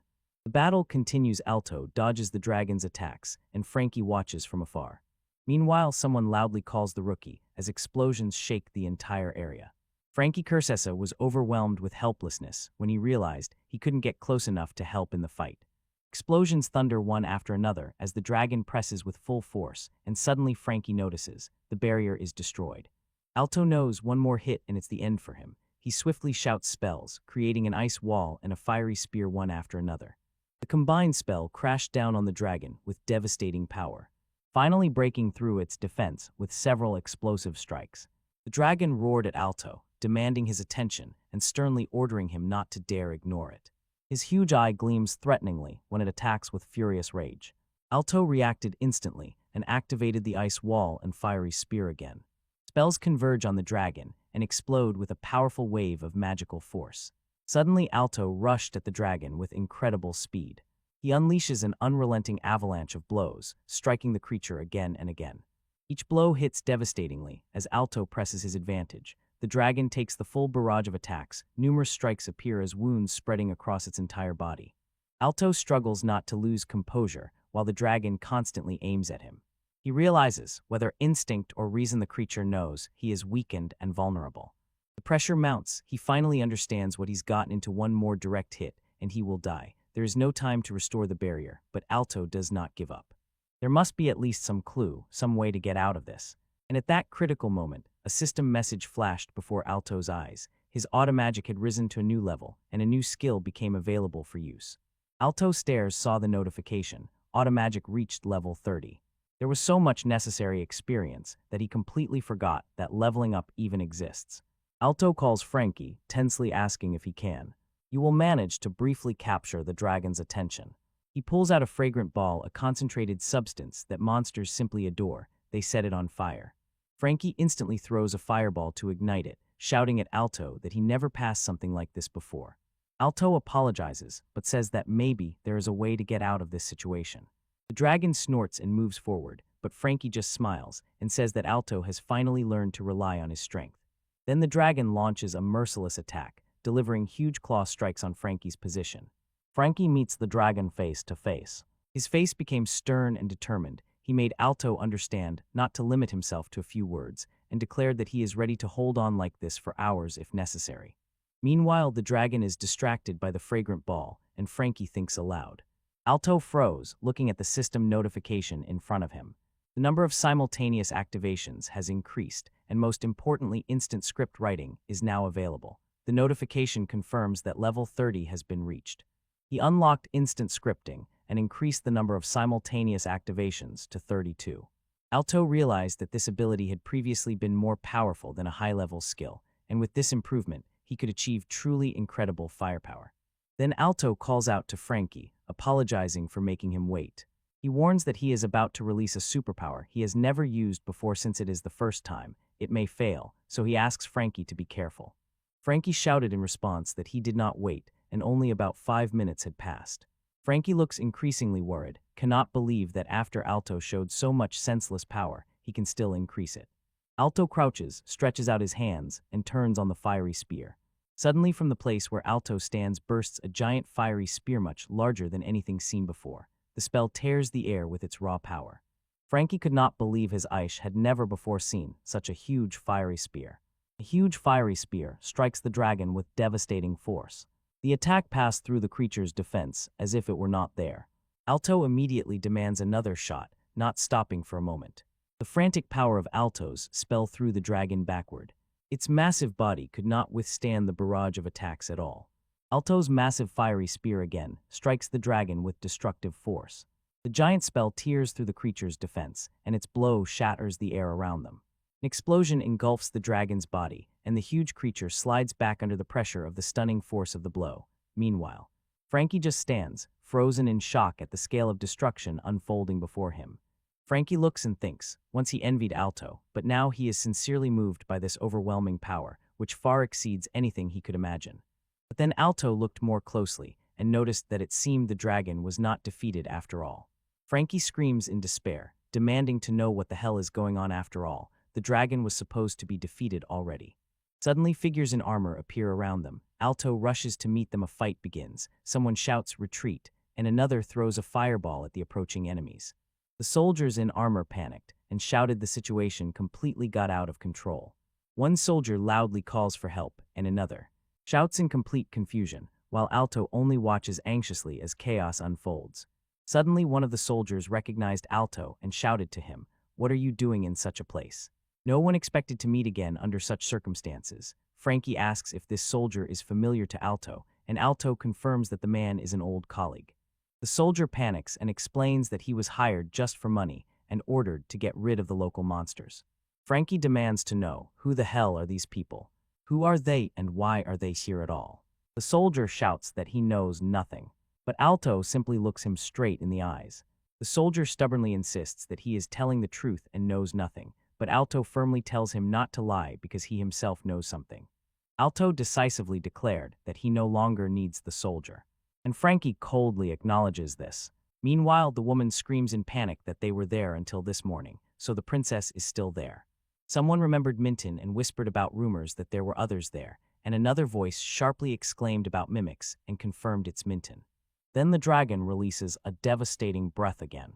And suddenly someone notices, this cannot be a coincidence. They decide to return to Minton immediately, and the group agrees, quickly gathering to set off. Frankie says he is glad they immediately agreed on an emergency return signal, and as if on cue, a signal rocket rises into the sky. The soldiers around notice the signal and immediately panic. One of them shouts to the others, "Run while you still can." But Alto rushes forward and cuts them down before they can escape. Now the soldiers are tied up and pressed to the ground. Charlotte looks worried and quietly utters a prayer for the princess to be safe. Alto confirms that he will make sure the military police later take the captured soldiers, and someone agrees with the plan. Then Alto and the rest rush to run to Minton, leaving the tied mercenaries behind. They approach the castle and see a terrible sight, bodies scattered everywhere in the yard and on the stairs. Alto looks at the bloody massacre and notices that not a single living person remains. Frankie looks just as shocked by this massacre. Suddenly, voices calling Alto, Frankie, and Captain Arthur came from below. Lily and Mia both look stunned. Lily cannot believe that everyone was alive just this morning. Mia, with a trembling voice, asks if there are any survivors. Alto confirms their presence, then immediately gives orders. The most important thing is to find the princess, and he commands everyone to search the castle. The group disperses throughout the castle to begin the search. Meanwhile, the group searches the castle and comes across bodies scattered everywhere. One of the women notices, wherever you look there are corpses everywhere, but suddenly Alto noticed something strange. He says that the maids and servants were not touched, only the soldiers died. Continuing the search, suddenly a blonde captain appeared, and Alto urgently shouted to him, asking Eric what this means, and named him captain of the 3rd Royal Guard. Duke Minton stands broken after the massacre. Alto asks how this could have happened, and the man cannot come to terms with the thought that everyone is actually dead. Meanwhile, the blonde Captain Eric approaches Captain Arthur and says that he has already inspected most of the other rooms. The news is quite bad. The princess is nowhere to be found, and Eric suspects that she might have been kidnapped. Someone from the group says, if there are no bodies, it is very likely that they are still alive. Alto immediately states that there is no time to wait for reinforcements. They are setting out after them right now. He loudly shouts agreement, and Mia and Lily respond affirmatively, ready to move. The scene shifts to night. A clearing in the forest is drowned in darkness. Suddenly an explosive blast sounded, and someone shouted to the others, "Get out of here." Bound figures lie on the ground, and in despair voices shout the name Zio Ding. One person notices, it seems they were brought here according to plan. The tied prisoner cries out to be released. And then Minister Wilo appears, and Charlotte recognizes him immediately. Even bound, she shouts his name. Wilo just laughs and asks what she is even talking about, says there is nothing to be done, and orders someone to remove everything from her except her hands. Suddenly, the voice of Duke Minton breaks the silence, and Vilo realizes that it was his voice that gave him away when he called Princess Charlotte. Valo spoke coldly, describing how the princess second in power in this country has now fallen to her knees before him, covered in blood. Charlotte demands to know, why did Vilo resort to such violence? Next to her, Duke Minton smiles sinisterly. Okamlai explains that this is not a reckless act, everything was planned in advance. He admits that is why he managed to lure her all the way here, deep into the mountain. Vilo dramatically spread his arms and declared that this plan will only end when he kills Charlotte. Charlotte was still tied to Fire's back. If he only wanted to kill her, he should have done it back at Minton Castle. But Vilo asks her not to be so impatient and assures the princess he will kill her properly. Charlotte fervently demands to know why he had to involve everyone in Minton Castle in this. Vilo explains that before killing Charlotte, there is one guy, a real Iser, and he also plans to kill Arthur from the Royal Guard at the same time. He tells Charlotte that she will become his hostage, and Charlotte froze in shock. Charlotte begs Vilo to stop, but he simply does not stop. Arthur has already interfered with his noble plans more than once. Someone nearby confirms this, and Vilo continues, saying that the damage they have suffered is immeasurable. Suddenly, Charlotte understands why Vilo wants to kill not only her, but also Captain Arthur, and anxiously asks if he orchestrated all this just so the princess's faction could act without obstacles. Okonfirm is a person who prepares extremely carefully, and yet adds, there is still much to be done ahead. Wilo, laughing, admits even he has to agree it was a perfect plan. After all, if Charlotte hears that people are suffering from monsters, he felt she would definitely send Arthur's squad away. Meanwhile, Alto and others had already taken positions nearby. And meanwhile, Glutz, attacking as soon as the trouble disappeared, everything went so smoothly. Carriages roll through the forest, and Wilo does not tire of teasing them. He is sure they think that even now there is no time to call for reinforcements, and he finds this quite pathetic. Nothing but a distant sense of justice and one squad. Wilo threw with a self-satisfied smile. How pathetic it is that they came all the way here only to become food for the monsters. But Charlotte shouted in response that they are proud knights, not at all like him, and demanded to know if he really thinks everything will happen exactly as he planned. Charlotte is hit hard, she cries out in pain. Wilo sternly tells her to shut up and stop these cheeky remarks, calls her a little brat, coldly says he could kill her right now if he wanted, and that she is alive only because he allows it, and on Charlotte's face there is only pain and tears. She silently endures this abuse. Meanwhile, Arthur's squad gallops through the forest on horses, pursuing the trail left by Wilo's troops. One of the female knights even shouted to the captain that something is wrong here. Although there was no rain, the wheel tracks from the wheels they were using were very clear and easily noticeable. Alto crouched to the ground, carefully examined the obvious tracks and realized they were left intentionally. The squad suddenly understands that they are being lured into a trap. Someone notes that Wilo left such obvious signs of the attack, it should be assumed that this was done to lure them. Alto analyzes the situation more deeply and observes. If Wilo's sole purpose was to kill Charlotte, there would be no need to kidnap her and cover it up in this way. Given the circumstances, they do not just want to kill the Princess. Alto concluded that perhaps they intend to kill the 7th Royal Guard along with her. Mia and Lily gather courage, preparing for what lies ahead. The chase leads them to a fork where the Shinotraki take both paths. Frankie suddenly realizes the enemy is trying to split them up. They scrutinize both paths. The right ends at a mountain hut perfect for a hideout, and the left leads only along a mountain trail. Alto firmly decides, overall, there is a greater chance that the enemy is taking the right path.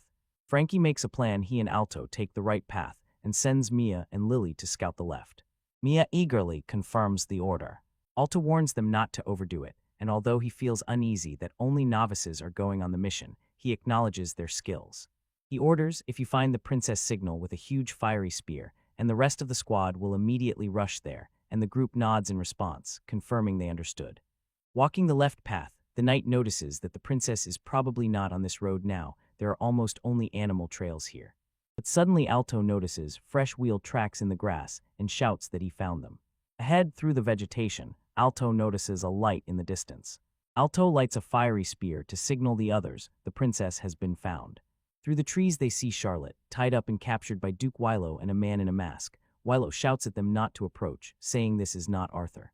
He says it does not matter, because he planned to finish them both off anyway. Alto suddenly recognizes the minister. He is shocked. Wilo continues, the only difference is who is first and who is last. Charlotte shouts at Duke Wilo, do you even understand what you're doing? I am a princess, and what you're doing is treason against the crown. Wilo muttered those words in response, and a slight anxiety appeared on his face. Nearby a masked figure smiles and asks, who exactly can prove this? Wilo gathers calm and adds that none of them will leave here alive. A figure in a mask begins rhythmically chanting a spell in an ancient magical language while performing complex hand gestures. Lily recognizes how the magic circle grows and the spell sounds, and feels that something dangerous is approaching. The masked figure completes the spell and awakens a fireball. The fireball bursts into attack with destructive force. Alto and Lily are both shocked when a magical attack approaches them. Meanwhile, Charlotte is still firmly held by Vilasomion laughs and asks, isn't this a miracle? The masked silhouette summons its servant, a carved majestic dragon, and a massive skeletal monster bursts out with a roar. The figure commands it to kill Alto and his squad, and the undead creature looms over them, its giant bones casting shadows across the entire battlefield. Alto instantly responds, layers his skills, activates physical and magical buffs, and releases a fiery spear. The reinforced spell strikes the skeletal dragon with even greater force. Alto strains with effort until Lily continues to fight beside him. Meanwhile, Alto rapidly analyzes the situation. Even an attack enhanced both physically and magically to the maximum did not make the dragon even flinch. But suddenly he notices an important detail. It seems this thing cannot fly, so he prepares another fire spear and adjusts his strategy. Alto grimly swears, "I will smash the dragon's bony legs and take away its mobility." His enhanced attacks crash down on the creature's limbs with devastating force. Explosions erupted where his magic met the bone. Then Alto asks if Duke Vilo raised those monsters. Duke Minton noted that the monsters Alto fought yesterday, and today these battles were truly difficult, and Charlotte agreed. Yes, they were really tough. Duke Vilo laughed and explained, "All this is thanks to that stupid dog who so easily sold him that thing, so he was able to complete the project." Alto trembled with shock when he realized that Arasso and Dog were involved in this scheme. The explanation continues. By analyzing its composition, they managed to create the most powerful dragon, and Duke Velo boasts that they made it the strongest of all. And then like thunder, the truth is revealed. The dragon in the mine also turned out to be part of this plan. The traces found on that fool's sword showed that the barrier is so powerful that it can keep sealed the legendary dragon zombie of S level. This is a mighty barrier skill that uses the lost magic of the old generation. Below, Alto stands, going over in his mind the entire scale of their conspiracy. Meanwhile, Duke Vilo waved off the imaginary dragon as a mere unfinished failure. Someone warned that Viro had lowered his guard, but the Duke, in protest, declared that this failure should not be equated with this perfect creation. Suddenly something happens, and someone shudders in fright. A skeletal dragon crawls in the forest. Lily cast a spell and fired her magic, striking the heart of the skeletal dragon. Alto shouted to her to go. The barrier disappeared. Lily rushes forward, while someone activates the holy sword. The weapon glows with sacred energy, and it approaches to strike. Duke Vilo only laughed, and said that he was not careless. His barrier magic had completely merged with the dragon's flesh. And he firmly says, "Whatever they do, it is in vain." Lily looks at the dragon in shock. It is completely unharmed after her attack, and she realizes, no matter how hard she tries to break this barrier, it is completely different from anything she has ever faced. Duke Vilo boasts of what he has achieved: a massive framework, conducted research, devastating results, and incredible strength. He says what impression it makes and admits that in the open field, he still failed to gain much combat experience. Someone says it's time to finish already. Then Duke Vilo orders the skeletal dragon to finish off Alto, barking at the great dragon, while the creature launches a devastating attack. Lily loudly warned about the dragon's breath, shouted for everyone to retreat, and instantly created an ice wall. And the divine barrier also rises. Alto understands the situation is terrible, truly terrible. Between the heat wave and the huge damage zone, the attack spread too widely to evade. And then the dragon's breath struck them with explosive force, throwing everyone back. Someone is calling Miss Lily. Alito shouts to Lily and Mia simultaneously as the explosion tears apart their defensive position. The ice wall comes alive again as soon as someone asks. When asked if Lily and Mia are okay, Lily replies that she is fine, although she was a bit hurt. But someone says, "Alto, forget checking them and better find a more effective way to deal with this," reminding him how they hit the Hellhound's jaws, striking its weak spot and inflicting painful damage. Alto was called a fan of economy, but he pondered and began to truly think everything through. He remembers how they defeated the zombie dragon by destroying its heart, the only weak point. So even this thing must have at least one weak spot. Alto understands, if the pursuers are divided into two groups, the dragon is no longer completely invincible. But he is frantic, not knowing how to manage to find the weak spot in time. Usually he would have time for trial and error, and to perform complex processes, the syntax must be perfectly combined. So now he doubts whether he can write such a complex spell text in such a short time, or if it is better to activate automagic, spam skills, and fix damage. Suddenly he was pierced a new skill he had never used before: worked, instant scripting. Because this is a different method, some new approach he had not tried yet.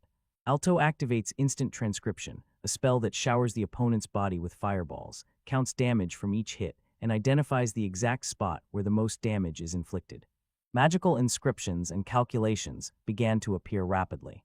Alto suddenly realizes what would have taken hours before now happens almost instantly.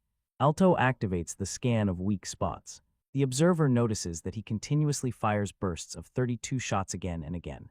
Lily notes that he simply showers the dragon with attacks all over its body, hitting everywhere simultaneously. But someone waved it off, saying it's just a barrage of numbers, nothing that could really hurt that thing. Duke Vilo snorted, no matter how many sparks Alto fires, it's not even a massage for the dragon. Meanwhile, the scanner rapidly processes data, analyzing every point of impact on the massive skeletal body of the dragon, and the system detects a critical vulnerability: the base of the wings. Alto releases a blazing spear, aiming directly at the newly found weak spot. The concentrated magical spear rushes straight to the base of the dragon's wing with flawless accuracy. The fiery spear hits precisely and destructively. Several strikes hit the vulnerable joints of the dragon's wings, causing massive damage. Lillian Mia watches as the attacks tear through the creature's defense as if it wasn't there. But the assault continues. The sacred sword activates, and icy expanses arise behind it. The coordinated magical bombardment relentlessly strikes the dragon's weak spots. Each spell hits exactly where needed to inflict maximum damage. And then the dragon falls. Someone has. That they will not celebrate Alto's success with pure admiration. Duke Vilo just looks with disbelief, saying that it is impossible, it cannot be that this just happened, and the person in the mask screams in pain as the undead dragon crumbles beneath them. Duke Vilo curses, insists, this is not how it should be, everything has gone awry. Lily released an icy shot straight at Duke Vilo, and the Duke screams as the attack crashes down on him. He yells at them, demanding to know what the hell is going on here, and Lily instantly extends her icy hand, and he is completely frozen. Meanwhile, Alto rushes to Princess Charlotte to check if she is okay. Charlotte lies there. They are wounded and exhausted, barely able to utter a single word. Every week she calls Alto's name. Alto rushes to her and says that she is safe now, asking if she feels pain anywhere. Charlotte reaches out to him and calls his name again. Lillian and Mia watch the whole scene with faces frozen in shock. Alto looks no less stunned as Charlotte clings to him and thanks him again and again. Panic fills Alto's mind. Will Li, Her Majesty, blame him for this whole mess? But he rejects this thought and tells her that in any case, he is simply glad that the princess is safe. Then Charlotte looked at Alto and firmly said that, when he addresses her, let him call her Charlotte. She adds that she was sure she was not mistaken when she recommended him to the royal guard. Alto just sits silently next to her. Later that night, they stayed alone under the starry sky, and Charlotte's heart was clearly pounding from everything that had happened. Meanwhile, at the Wellesley estate and the 50-year-old, an official confirmed it seems this information is really reliable. The news is booming. Minister Vilo has been arrested. Meanwhile, someone else realizes the full scale of this conspiracy. Skull Dead was a real S-level monster, whom even the strongest fighters could barely defeat. The whole plan was to spend unheard-of fortunes on preparing Skulded and organizing a strike group to attack Minton Castle. All this was supposed to secure the minister's position in return, but instead everything fell apart. The goal was to destroy both the princess and Alto. Someone reports to their master about the one who defeated the Scorched. After the enhancement, the monster was supposed to become even stronger, so strong that even Arthur and several others together would not be able to easily overcome it. And then the servant unexpectedly confesses that his name is Alto. The master, hearing this name, screamed in horror and completely lost his composure. Meanwhile, the officials are still actively discussing. Minister Viro was arrested as the organizer of a series of incidents, and they say he remains completely silent about other crimes. Someone tells the master that repentance is unlikely to be accepted. But the master burst out shouting, "Don't do stupid things." Even if the criminal charges do not hold, the very fact that everyone found out about his brown-nosing to the minister is already a disgrace in itself. And if the faction itself falls apart, his dream of becoming a minister will be completely destroyed. Suddenly someone interrupts, shouting loudly. At the Wellesley estate, Alto's father sits at the table, flipping through papers and grumbling irritably that nothing is working out, cursing the whole situation. But suddenly his expression changes. He realizes that right in front of him lies the perfect stone to make a step forward. He decides, since it has come to this, there is no point in holding on to the prince's faction any longer. A few days later, at the royal palace, Princess Charlotte returns in an elegant dress that flowed smoothly. Eric, captain of the 3rd Royal Guard, welcomes her return. Charlotte bows low and keeps apologizing. Eric asks her to raise her head. Charlotte explains that the 3rd Royal Guard died protecting her, and as the one who must unite and lead the people, her sympathy was sincerely accepted. Charlotte looks worried, but someone tells her that the guards were just doing their duty, as knights her safety is their greatest reward. Charlotte's face immediately shows that these words hit her with their full weight. Meanwhile, someone asks Arthur if he succeeded in rescuing the princess, and in response, it is heard that it was actually the newcomers who defeated the Scorched and saved her. Another observer notes that this year's newcomers are truly impressive, then tells Arthur that he really did a great job. Arthur agrees. Charlotte insists, if not for them, Velo would have already taken her life, and someone immediately remarks that such an act deserves a medal. An official tells everyone that they are dismissed for now, let them rest a bit. Another person states that they will now present their report. They were ordered to tell all the details about Arthur. Alto stands next to Lily, Mia, and others, and they all respond enthusiastically. Alto, Charlotte, and Mia walk side by side, leaving the palace. Lily looks at them and calls Alto. Someone says they are really exhausted, but it seems they will finally be able to rest today. Worry is visible on Lily's face as she watches Alto leave with the others. But then suddenly, a man with a ponytail and glasses in formal attire appears before Alto, standing in the palace courtyard. Alto lies on the ground and looks up, and the man standing over him is his father, Marquis Wellesley. Marquis Wellesley tells Alto that he has done excellently in those trials and has become truly respected. He declares that now, since Alto is like this, he will allow him to return to the proud Wellesley house. Alto simply freezes, looking up at his father, stunned. Alto resolutely tells his father, Marquis Wellesley, that returning is not an option. From afar, Lillian Mia watches the entire confrontation unfold. As Alto continues, he now has comrades who truly believe in him, so he no longer needs to be a member of the Wellesley family. Marquis Wellesley yells at Alto, raising his voice and demanding to know how much more ungrateful he intends to be. But Alto calmly apologizes and steps away from his father. Later, Lily tells Alto that he is finally breaking ties with that family. Alto responds with a short, simple confirmation. Then the scene shifts to an elegant palace room, where Prince Richard Charlotte is sprawled in a luxurious armchair. He tells the man kneeling that what strikes him is that he had the audacity to show up. Marquis Wellesley bows low before the engravings in the luxurious room. The man who fell prostrate confesses that he underestimated the power of the 7th Imperial Guardsman. Prince Richard asks tensely whether that man is also to blame for Vilo's failure. The man bitterly explains, the operation was botched by Duke Vilo, although he was the one who brought Skull dead. Prince Richard said he heard the preparation was more than sufficient. The man replies that the presence of that novice knight was an important factor, and that knight's name is Alto. He was appointed on the princess's recommendation. Prince Richard said the name Alto with interest. Someone noted that Alto crushed the Bone House conspiracy, but no one could have imagined he would even lead Willio to his demise. Prince Richard decisively says that only results matter. He says the princess is still alive, and the right to the throne now lanes in her favor. He asks how that man intends to resolve this situation. The dark-haired man continued his report to Prince Richard and coldly stated that the princess must be killed, even if now she is a commoner. Meanwhile, downstairs in the chambers, a blonde noblewoman dismissed the words as empty talk, and the man coldly replied that no one in the Wellesley family gathers information better than him, because Alto was once the eldest son of his house. She tells him that she will not believe until she sees the results with her own eyes, and demands that he prove his usefulness. The man bowed and confirmed that he understood, saying that he would immediately begin preparations. A few days later, someone bursts into the Wellesley estate and, out of breath, asks the master, "Is it really true?" The dark-haired man replied that it was not a problem, and in general, he needed to make a bit of noise. Marquis Wellesley protests vehemently, warning that if they act this way, the country could descend into chaos that would no longer be controllable. The dark-haired man calmly lays out the plan. The goal is to draw the knights away from the royal capital by choosing someone who can be used within their control. He adds that they don't even need to defeat the knights, they are merely a distraction. The dark-haired man sits at an ornate writing desk, and at that moment someone replies, "Understood, I will carry it out." In a moment someone collapsed behind the desk. The servant noticed this and, calling his master, shouted, "What happened?" Later, Marquis Wellesley sincerely wishes the dark-haired man good luck in battle as he prepares to depart. The dark-haired man walks inside the estate, his footsteps echoing through the corridors.